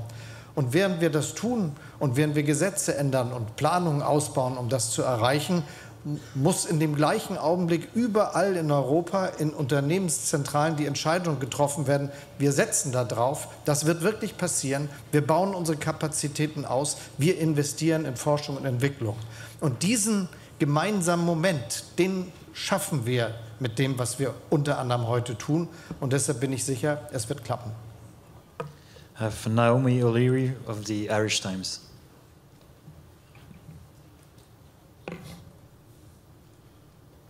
Hi, a question for Taoiseach Leo Varadkar. We've heard a lot of talk about Ireland potentially being a powerhouse in the export of wind energy. I wonder if you could give any figures in terms of what that would mean to the Irish economy. Can you give any sense of the size of potential exports, like revenues, the jobs this might mean? And then also, what level of public investment is required to bring the national grid up to scratch to actually be able to handle something like that? Thanks. Yes. So Ireland as a country requires about 6 gigs of electricity to satisfy our own needs, but that's going to increase dramatically as we electrify our transport systems and more industry goes electric as well. But the target that we've set for renewables for offshore wind is 30. So roughly 5 times the amount of energy that we currently use. And that's a hugely ambitious target, but one that we believe we can achieve. It's not just about offshore wind, although it'll be mainly about offshore wind. It's also about solar as well as onshore wind too, and using that for our own energy needs, but also to produce green hydrogen, which is going to be one of the fuels of the future, as the President Commissioner said. Also synthetic aviation fuels, so that we can continue to fly, maybe not as frequently as we do now, but still when we need to. And also to make green fertilizer, which I think would be very beneficial for agriculture in particular, because at the moment we use fertilizers that are nitrogen-based and oil-based, and if we could change to green fertilizers, that would be much better for lots of different reasons. When it comes to the investment, we're going to need a combination of public investment and private investment. It's going to take many billions, tens of billions, we believe. But crucially, I think we need to understand that this form of public investment is public investment that will pay for itself, because people and businesses pay for electricity. Ultimately, the capital cost is recovered, and you then start to make a profit. So a lot of public investment that we make is really important and really valuable, but it never turns a profit. Investment in energy will turn a profit. So the first couple of years, the first couple of decades, it covers the capital cost, but after that it becomes profit making. So it's a huge economic opportunity as well. And let's not forget that the fuel that powers wind energy is free, not like oil or gas. It's free, and all you need to do is install the equipment and install the grid, although the grid is going to be a huge job. And I think what we're going to need is a master grid, a super grid for all of Europe.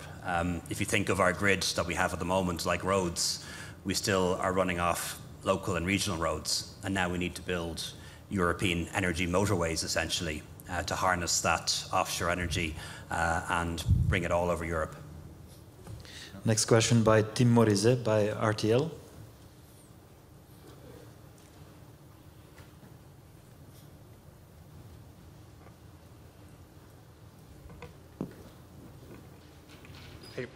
So Luxembourg is currently importing 80% of its electricity from abroad. How can nations like Luxembourg, smaller nations, profit from this cooperation? Is that going to mean 100% green energy imports in the future? So I'm very proud to tell you that we were able last year, for the first time in our history, to have renewable energy covering all the private households. This is new for Luxembourg. This was not the case before. I think that to say that the whole economy and industry will be covered by renewable energy tomorrow would be a lie. So we are looking for all the opportunities that we can have to see. This is with Denmark, where I told you that we signed an agreement. This is why I'm sitting here, where we try to find, to push also the colleagues. So it is important for the continent, but it's also important for Luxembourg. We saw how it depends. I just want to remind, because I think we forgot, that a few months ago, we were asking ourselves, when will be a possible blackout on energy? We all forgot. But that was a situation we had where we were, and thank you, Ursula, for all you did with the commissions to see how we would be able to continue to produce, to have energy, and trying not to punish or to do obligations, but trying to sensibilize people to reduce the energy. And we were able. So I think it will be a mixture of renewable energies from here, renewable energies, as I told you before, with initiatives that we want to have with solar panels also on the different households, and different projects with Denmark and with other countries. Also the hydrogen is a future where we have to see where we can work together. There are some energy sources, as you know, we don't believe in it. We don't think that they are sure and green. But there are so many opportunities. That's the reason why I'm so happy to be here today, to support these kind of initiatives. Next question by Petra Jan Broers, ANP.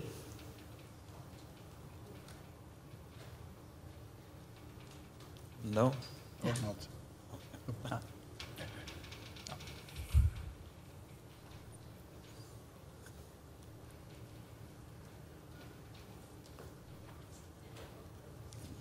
plus court par là.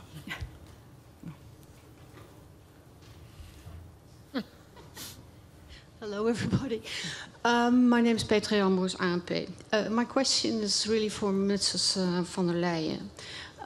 Building all these wind parks costs a lot of nitrogen emission.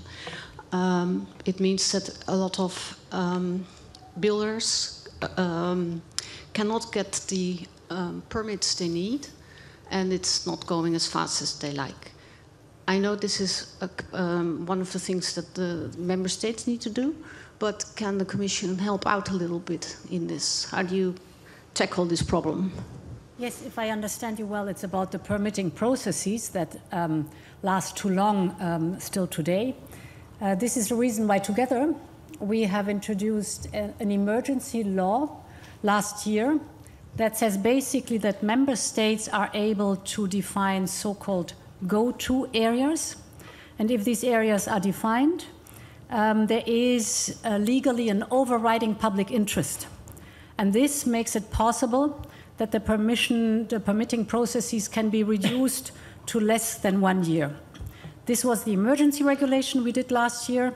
Now we have transformed this transformed the emergency regulation into the so-called RED 3, Renewable Energy Directive 3.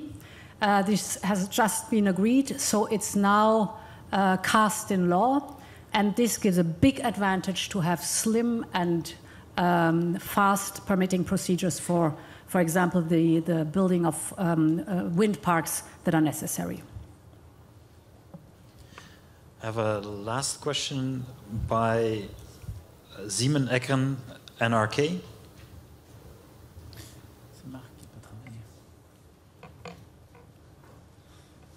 Yes, thank you. It's a question for the Commission President.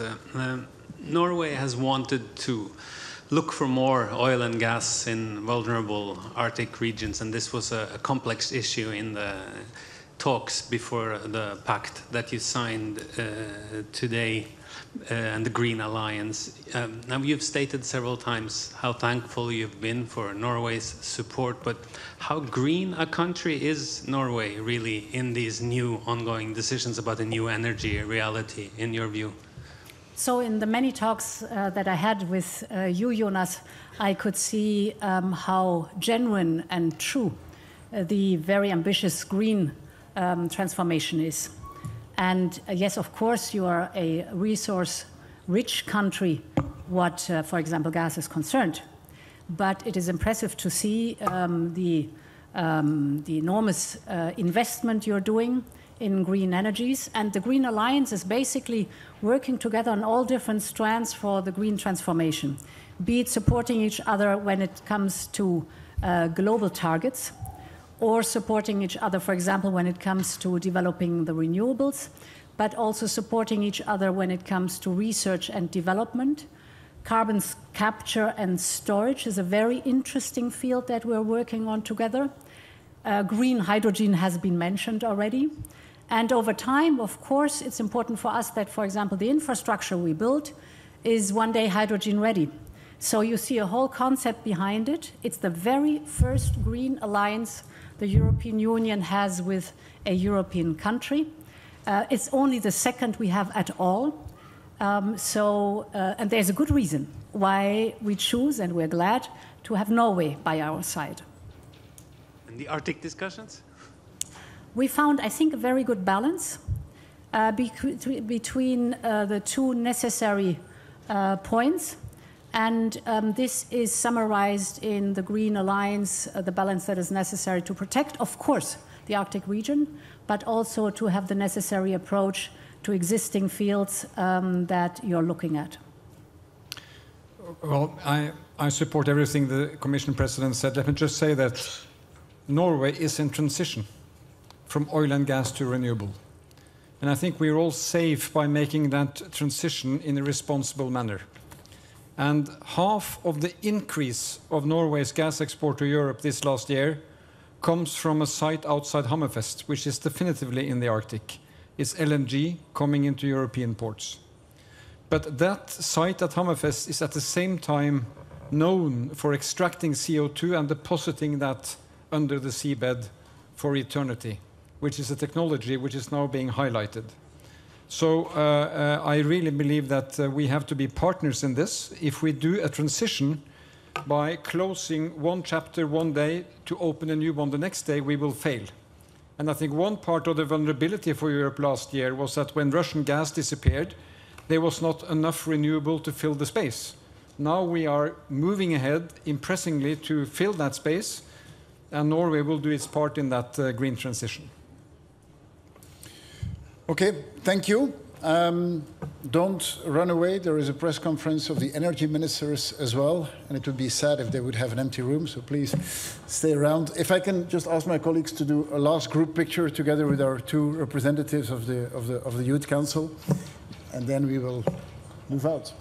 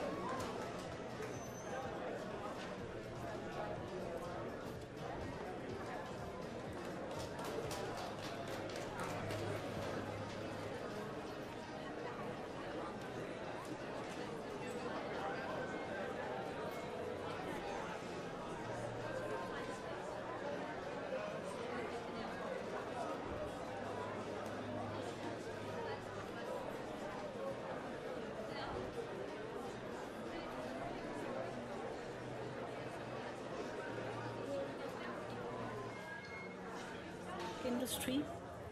It will support innovation and, very important, the manufacturing at scale.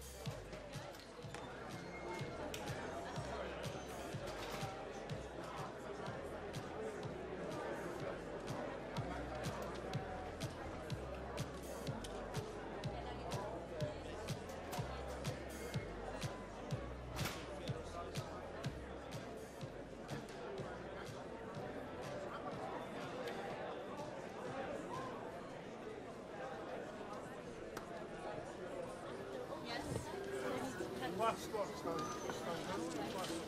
have more?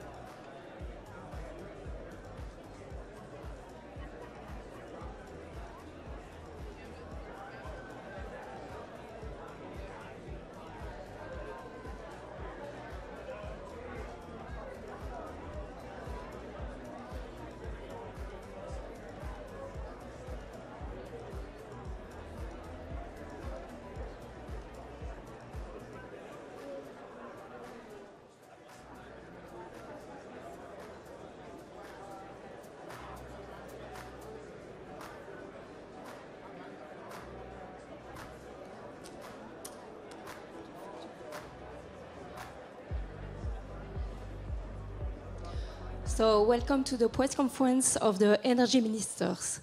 Above all, allow me to give the ministers the floor for the declaration and the signature of the documents made today. Tien van der Straten, I give you the floor. Thank you, Stephanie, for the introduction, and thank you also for the mics working. We had a very fruitful meeting among energy ministers and with the European Commission. That is in itself not a surprise because when energy ministers meet, they usually find solutions. And in this case, solutions to overcome the energy crisis, the climate crisis, but we've also talked a lot about the biodiversity crisis and how that we can answer all these crises together. Ensure renewable energy, and as Fatih Birol mentioned when he came to Brussels with the World Energy Outlook, offshore wind being the white prince on the horse, or the horse on the prince on the white horse, offshore wind, a powerhouse for Europe. We have a declaration that we will sign that we have been discussing with new ambitions between our combined countries. Last year we were only 4, but now today we are 9 altogether, welcoming these new countries. That also allows us to drive our ambition up, 120 gigawatt by 2030 and 300 gigawatt by 2050. That means millions and millions and millions of European households that can be supplied by green and cheap electricity coming from the North Sea, which will be the biggest renewable energy plant that we will have in Europe. We were not only talking about these ambitions, because today is about implementation, it's about action, it's about getting the job done. That's why we are here. So not only broadening the group, but also deepening our cooperation. We were not here today alone. Of course, there were the leaders, but there were also industry leaders, and more than 100 business leaders were together with us, who have also signed and will be signing also during the day and the evening a declaration to enhance this cooperation. It's not about governments alone, it's not about industries alone, it's about a joint collaboration between these two large groups. Our industries, not only our grid operators, but also the larger companies and industries along the value chain. Let's not forget that offshore wind is not only about providing green electricity to households, to companies and to industries, but also anchoring this value chain here in Europe, a European industry. But I was not alone. I was honored to being the host today, to have sent out invitations and gathering all these insights. sites. It's a job that you cannot do on your own, and that's why we are here, the 9 of us. So I would give the floor to each and every one of them. And let me start, Kadri, with the European Commission, the European Union, who is the ultimate framework to guide us in these increased ambitions. Kadri. Thank you, Tina, and thank you for hosting us. Today's summit sends a very clear message that North Sea is set to become Europe's green powerhouse, leading the way in deploying offshore renewables to decarbonize our economies and, of course, to increase our energy security. The direction of travel was set already a year ago in Esbjerg, but today in Ostend we reconfirm this ambition and we expand the number of countries who join this collective project. And today's summit is all about ambition and scale. It actually takes place just a week after a G7 meeting in Japan, where the energy ministers agreed on a collective increase in offshore wind capacity of 150 gigawatts by 2030. And it is clear that the green transition is picking up speed. And offshore renewables are an important part of this mix. We are announcing concrete projects to deliver the offshore ambition, and this initiative could not be more timely, as a political agreement on the revision of the Renewable Energy Directive was reached just a few weeks ago. Offshore, in particular, has enormous untapped potential and attracts high political and also industrial interest. And with the new RED framework, we are giving the tool necessary for the massive scale-up and speed-up of offshore renewables. And let me mention, for example, the rules on accelerating of permitting. Furthermore, the reform of the electricity market design includes several elements that are relevant for offshore projects, such as PPAs, contracts for difference, and a transmission access guarantee, just to name a few. And the proposal for a Net Zero Industry Act will help scaling up manufacturing of clean technologies, and it includes particularly offshore wind supply chain and grids. So, ladies and gentlemen, last year's North Sea Summit in Esbjerg took place at the same time when the Commission launched the REPowerEU plan. And it held a strong symbolic message. Offshore renewables are to become one of the key energy pillars of our future economy and energy independence, and 1 year on, the stakes cannot be higher. So today's summit in Ostend shows the EU member states and our partners stay the course and are committed to bring offshore wind development to next level. And the European Commission stands by their side. Thank you, Kadri. I will now pass the floor to Lars, my colleague from Denmark. Thank you. When I became minister 4 months ago, I was faced with a very practical challenge. As a new minister, I had to decorate the walls in my office. So I could have gone with a painting or a photo, but I wanted something else. So I went back and I got a graph painted on my wall. It shows the Danish reduction targets, 70% reduction by 2030, net zero by 2045, and beyond zero in 2050. But a graph is not enough. I also needed a slogan. And I wrote over the graph, "Let's get the job done." And I think that sort of put the highlight for the top line for the meeting today, the declarations we are signing, that now we need to get the job done. We will continue in good pace from last year's historical North Sea Summit in Esbjerg. We are continuing now with more countries, new common goals, and we are also deepening our collaborations, because we need to move from case-by-case work when it comes to offshore wind into an integrated strategy that involves all countries around the North Sea. We have the potential to produce an enormous amount of green electricity that is needed for the European economy, for European industry, for European households. And we have to deepen our collaborations, grid infrastructure, moving on to green hydrogen, and some of us are even looking at the potential for storing CO2 in the North Sea. We demonstrate that by joining forces, by developing bilateral agreements and multilateral agreements that we will sign today. So it is today a fantastic day. It's an important step in getting the job done. So let's move ahead forward together. Thank you very much. Thank you, Lars. I have in my office a champagne bottle of that ship. It reminds me also about getting the job done. So I will give the floor now to Agnès from France. Thank you very much, Tina, and thank you to all my colleagues for welcoming me as a new member of this circle. I'm very pleased to participate today in this North Sea Summit, and I thank our Belgian partner for organizing this event. The massive development of offshore wind energy is one of France's top priorities. It is a key element of France's energy strategy, which is based on 4 pillars: reducing energy consumption, promoting energy efficiency, developing massive renewable energy, and launching a new nuclear power program. On renewables, France's ambition is unambiguous. Over the past 10 years, France has developed renewables at the same pace as our neighbors, and we want, as our neighbors, to accelerate.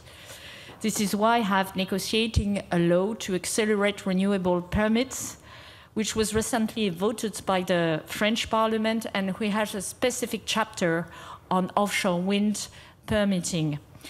For offshore wind, we plan to install 30 gigawatts in addition to our existing, or at least tendered, 10 gigawatts. Among the 4 major French maritime facades, the Northern Sea and the Eastern Channel are key areas to implement such projects. We also intend to launch new interconnection projects with our neighbors, and that will enhance European resilience. And we believe that we need to build a vision regarding supply chains on offshore wind and also on other renewables sectors.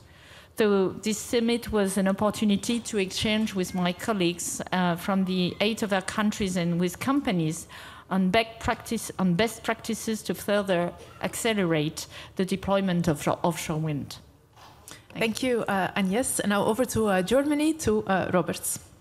Thank you very much, and thank you, Tine, for bringing us all together here. Also, Lars, thank you, Denmark, that you started the process. I mean, now all neighboring countries, all North Sea neighbors are partners, and I think partnership is of essence now when we're starting this big, huge process of scaling up the offshore wind farms from now existing ones to 300 gigawatts at the end of the decade we have in mind in 2050. So 300 nuclear power plants offshore, this is really, really something. Thank you very much that we can discuss all the matters that are to be discussed here. I think the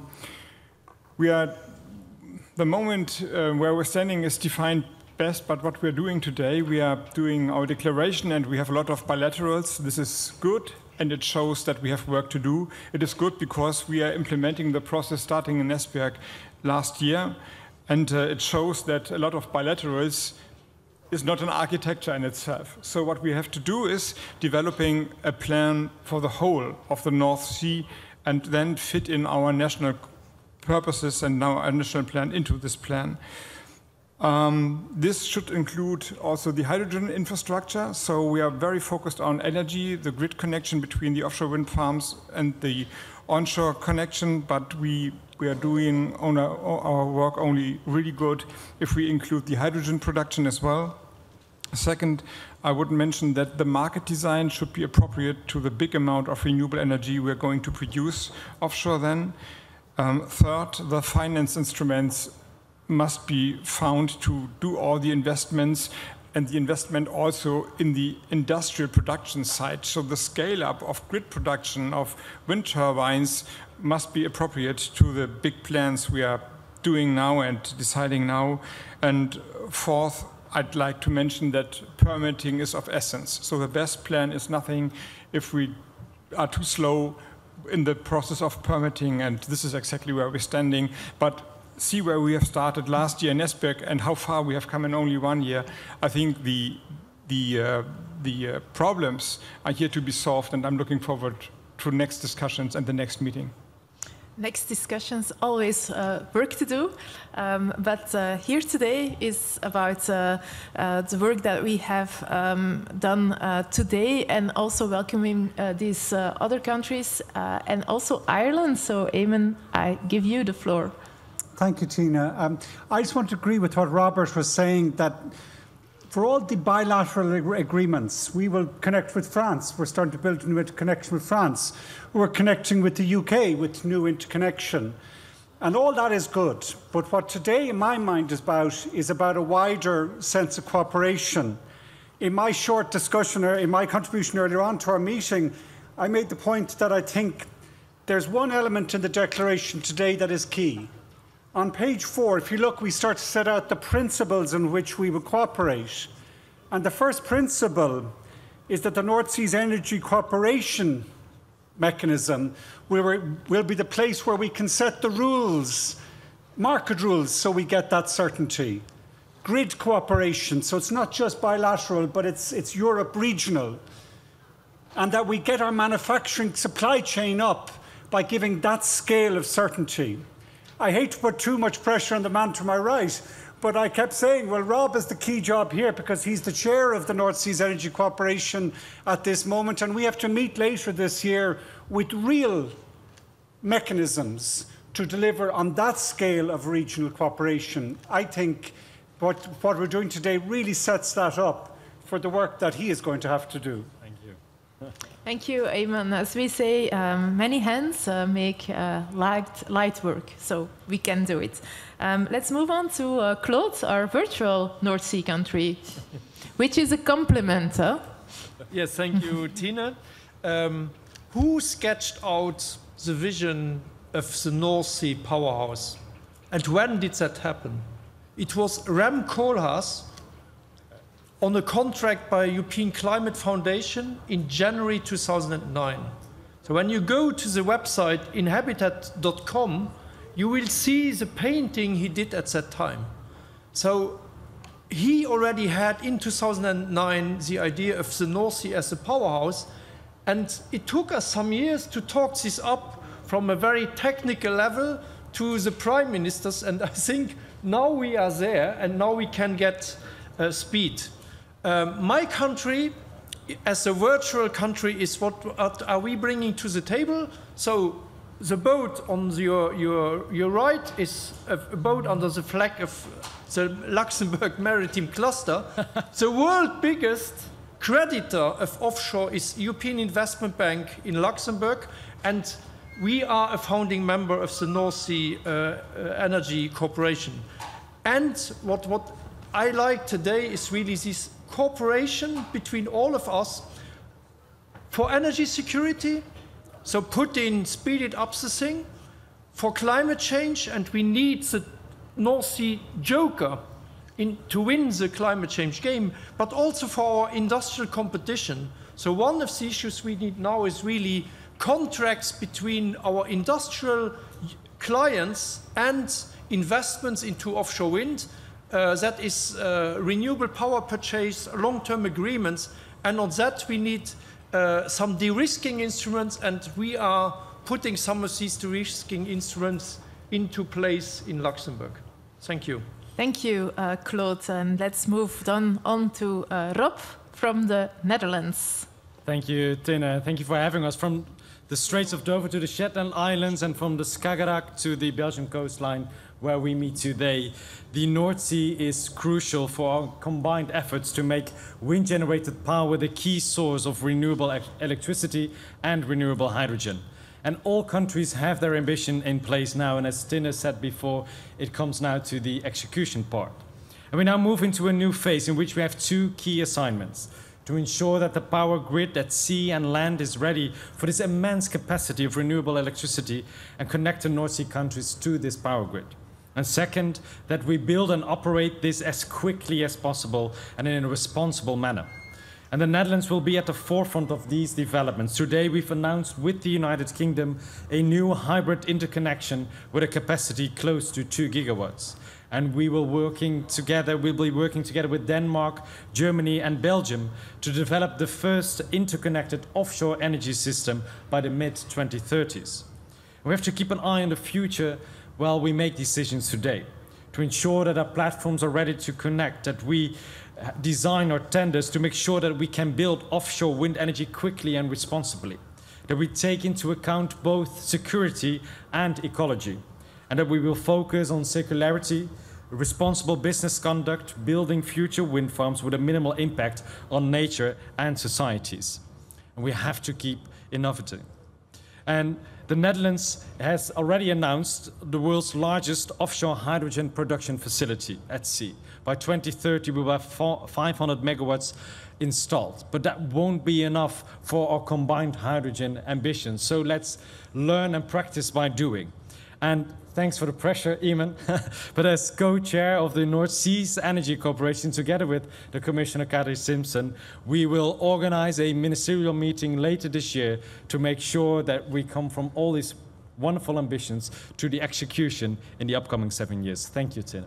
Thank you, Rob. Execution indeed key, which brings me to yet another new country, which is Norway. And Terje, floor is yours. Thank you, Tina. And first of all, I would like to thank our Belgian hosts for a productive North Sea summit and for expanding the arena to discuss the great potential that lies in the North Sea. Offshore wind plays a central role in reducing emissions, provide energy security and economic opportunities in a low-emission society. The ministerial declaration we will sign is clear. We commit to further develop the North Sea as a hub for renewable energy in Europe. Offshore wind, hydrogen and carbon capture and storage are important technologies both to strengthen the competitiveness and to reduce emissions. We need close international cooperation to pool resources and build on each other's competitive advantage, learnings and experience. So to conclude, Norway will work together with our European partners, develop the North Sea and build the new energy supply of the continent. Thank you, Terje. And then the concluding speaker of our press conference today is my colleague, our colleague from the UK. Grant, the floor is yours. Thank you very much, Tina, and thank you very much for Belgium for inviting us. I'm delighted to be here for the UK today, and I'm not sure this is the right thing to do since we just had a private conversation, but I'm just going to share a little bit of what we were saying in our meeting of energy ministers when I was reflecting on the fact that the North Sea used to join our countries rather than divided. In other words, it wasn't there. And long before the Romans and the Saxons and the Celts and the Vikings made their indelible imprint on Northern Europe, we had a common ancestry because it was green and lush land, we read in the history book, with ample hunting and fishing and unencumbered by borders and passport controls and Schengen arrangements and anything else. People were able to roam. It was thought to be an incredibly rich and wonderful place for hunter-gatherers to live back then. But in the interests of historical accuracy, I should also point out that the population had to deal with hyenas, cave lions, saber-toothed wildcats, and much else besides. So it wasn't all quite an earthly paradise. But climate change ended all of that, and as what became the North Sea area flooded, we end up with a windy, sometimes quite hostile place, which actually gives us an enormous opportunity when it comes to offshore wind. And the power of that wind, the ability for that to create megawatts, gigawatts of electricity for Europe is singularly good news and is one of the things which brings us together. And in the UK, we've been at this for a while and developed 14 gigawatts of offshore wind in the North Sea. And our intention is to take that up to 50 gigawatts in less than 7 years' time in 2030 to play our part towards that European energy security, so important after Putin has tried to use energy as a weapon of war. But it's not just about the wind in the North Sea, it's also about what's under the North Sea. And we've heard today about plans not just for the way that we might use hydrogen and produce it partially through that offshore wind, but also from the potential for carbon capture, utilization and storage. And we estimate that in the North Sea, in the UK, we have space for about 78 billion tons of CO2 storage. So a massive opportunity to help the world fight climate change by reversing the impact of CO2. We're already, of course, integrated in every possible way. As I said to my colleagues, we left the EU, but we didn't and can't leave Europe. And we already have interconnectors with our friends in Ireland, 3 with our colleagues in France, and a new North Sea link with Norway in various stages of development, the Viking link with Denmark, the Neu Connect with Germany, the Nautilus with Belgium, and of course today, the Lion Link, which we'll be so proud to sign, the world's biggest two-way link with a wind farm in the middle, providing energy potentially for up to 2 million homes, a really huge achievement. So there is a lot more for us to do, and in the words of some of the people who were discussing this afternoon, this joint approach that we can take, I think, makes the North Sea the potential powerhouse of energy, a powerhouse that can serve us all, that can bring us closer together, perhaps not in the literal way that Dogger Bank once did when we were connected, but certainly in a virtual energy fashion, joined once again. Yes, absolutely, Grant. So listening to all of you, I hear determination, I hear commitment, so no second thoughts. So that means that we can now sign this declaration between the 9 of us. And I suggest that I start here on the right. It's in alphabetical order, so you are here.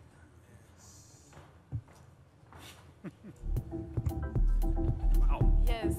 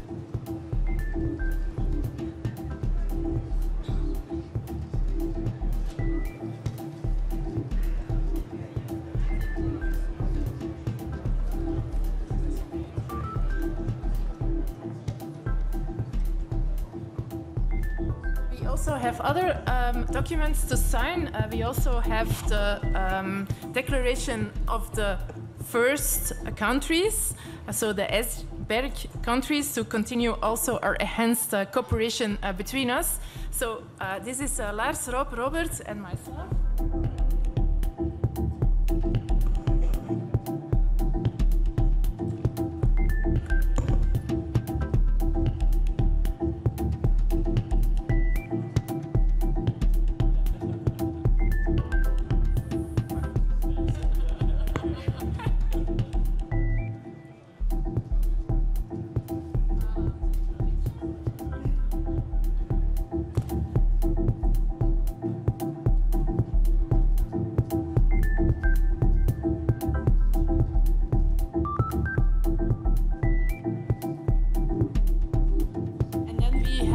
Last document to sign. Lars, it's between us. It's a letter of intent between a second phase between our two countries and both our islands. But before we sign, I have to tell you a little anecdote. The first time I signed such a document was with your predecessor, Dan Jurgensen. And then to thank me, he sent me a Lego box of a wind turbine, and I used it to decorate my office. Wow, that's good. I still have space left. All right. I will talk with the Lego family about that.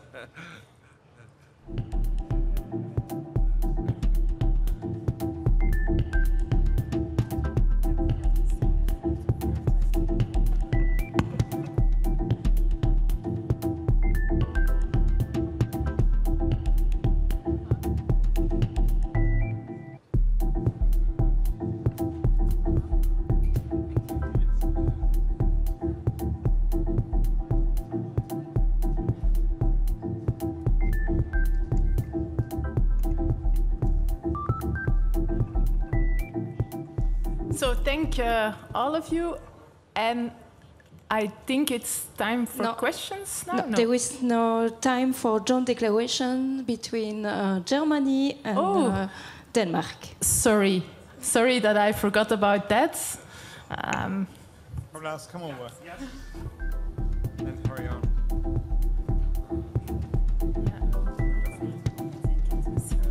Sta niet op mijn.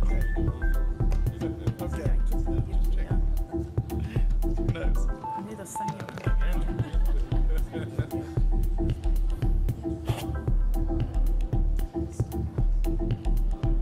There is also an MOU between Denmark and UK.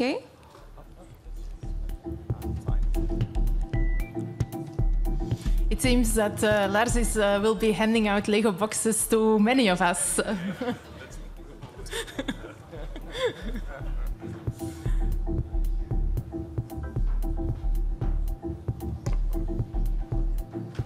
Yes, yes, yes. Yes.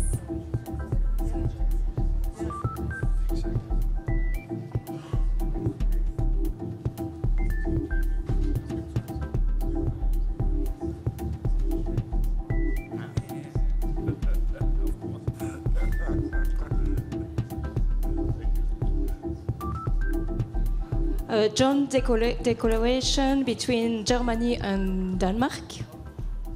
Again. We have one. They already signed. Okay, and the last one is the lion link between UK and the Netherlands. I think you guys have done an incredible job to choose a good name for that interconnection.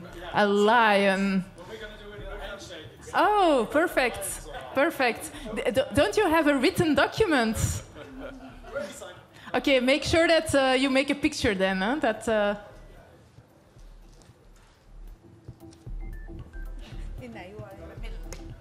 Oh, sorry.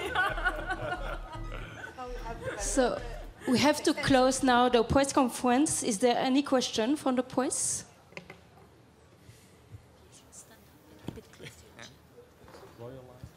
Hello.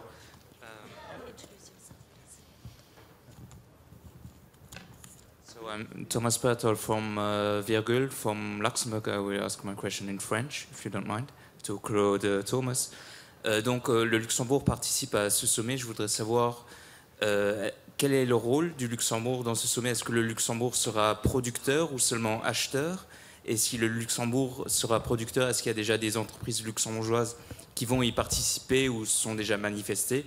Et dernière question, combien d'électricité sera fournie au Luxembourg grâce à ce projet de mer du Nord? Merci. Donc le Luxembourg a signé un accord de coopération avec le Danemark et une partie de l'île énergétique du Danemark va être financée par le Luxembourg Et l'étape derrière, c'est ce que j'ai mentionné avant, c'est des contrats à long terme entre les industriels basés à Luxembourg, ArcelorMittal, Dupont, Goodyear, avec des producteurs d'éolien en mer. One more question. Bruno Waterfield, Times of London. It's a question mainly for the British and the Dutch, but for everybody who've just signed this new line link deal. We know that cables particularly are one of the security vulnerabilities of all this new infrastructure. We know the Netherlands turned a ship away, a Russian ship that was mapping a wind farm, in fact, last autumn. So what have you done to discuss the security of these cables? What's the point in having all this wonderful new infrastructure for exchange, dependency on Russia just for vulnerability of these new facilities? Shall I have a first go at that? Look, first of all, there's always been infrastructure in the North Sea, so we've seen, oil rigs, which could have been a target of regimes at any stage, and by and large have not been. So there is always a risk to critical national infrastructure, or international infrastructure in this case, and we understand that that is the case. So of course we are speaking about those things. There have been a number of international moves to increase the policing, as it were, of the North Sea in cooperation with each other and also with our NATO allies. There's, of course, been a degree of sort of higher class of security, which I can't go into here. But to answer your big question, we do appreciate that there are, of course, some risks involved in cables undersea, but this isn't new. We've got cables that have been running both in electricity and, of course, in gas for even longer. So we know how to look after their security by and large, and it's a situation we therefore monitor very carefully and are increasing our monitoring, but we're comfortable that our critical national infrastructure or international infrastructure is a big part of the reasons why we're having this North Sea summit, the reason why we cooperate around these things internationally.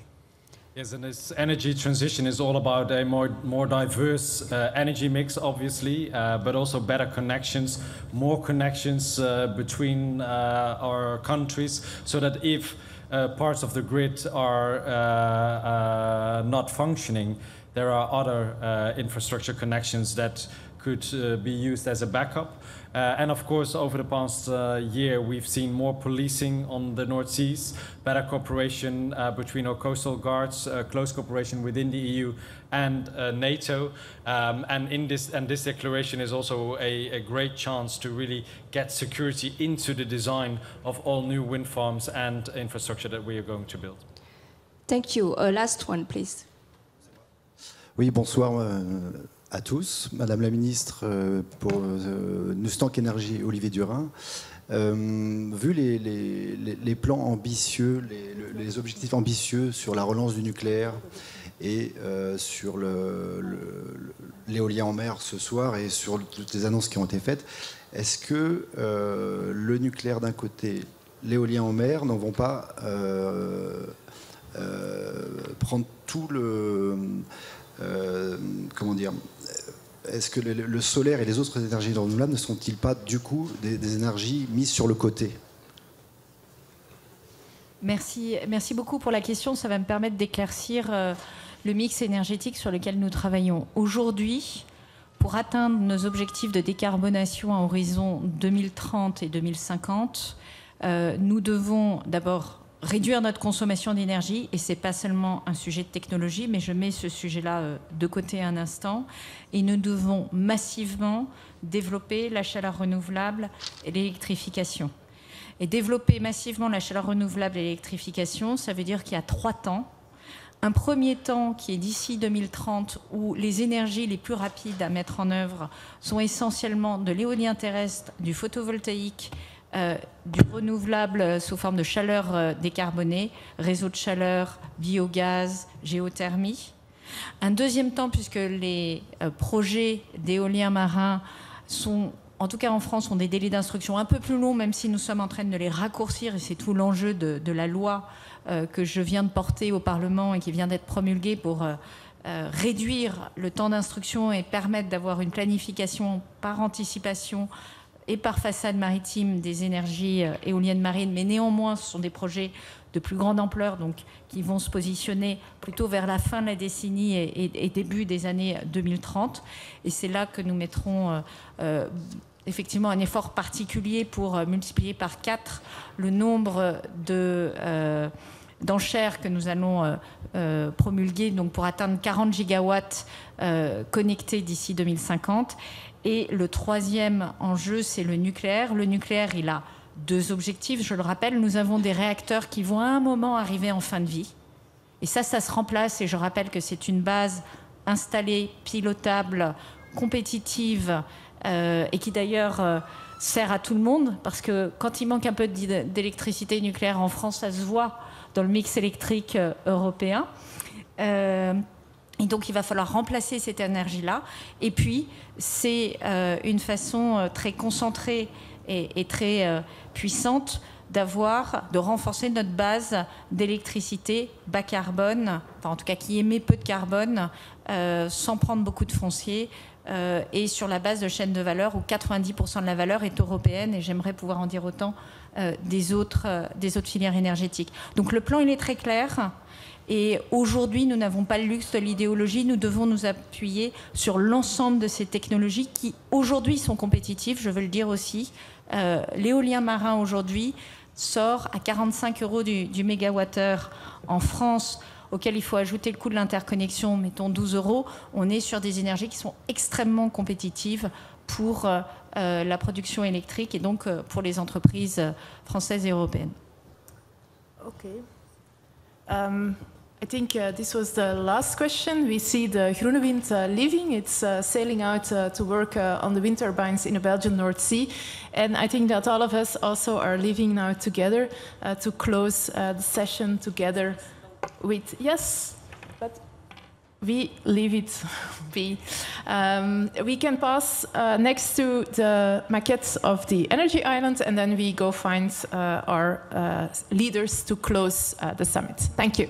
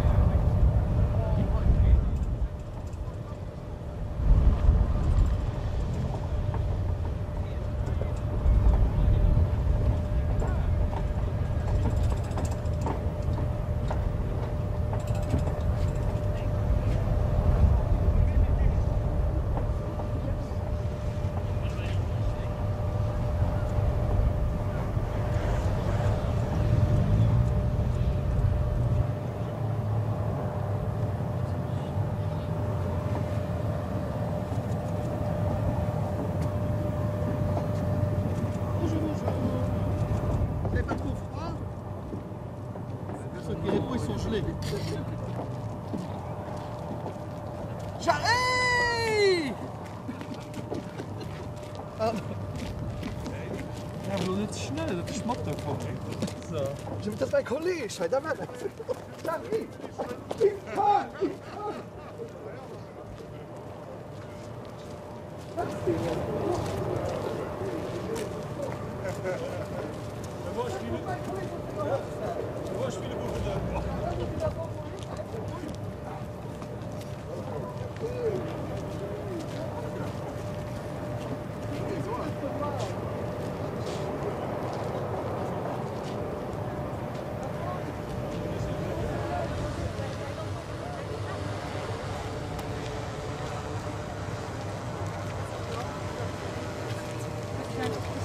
De laatste dag.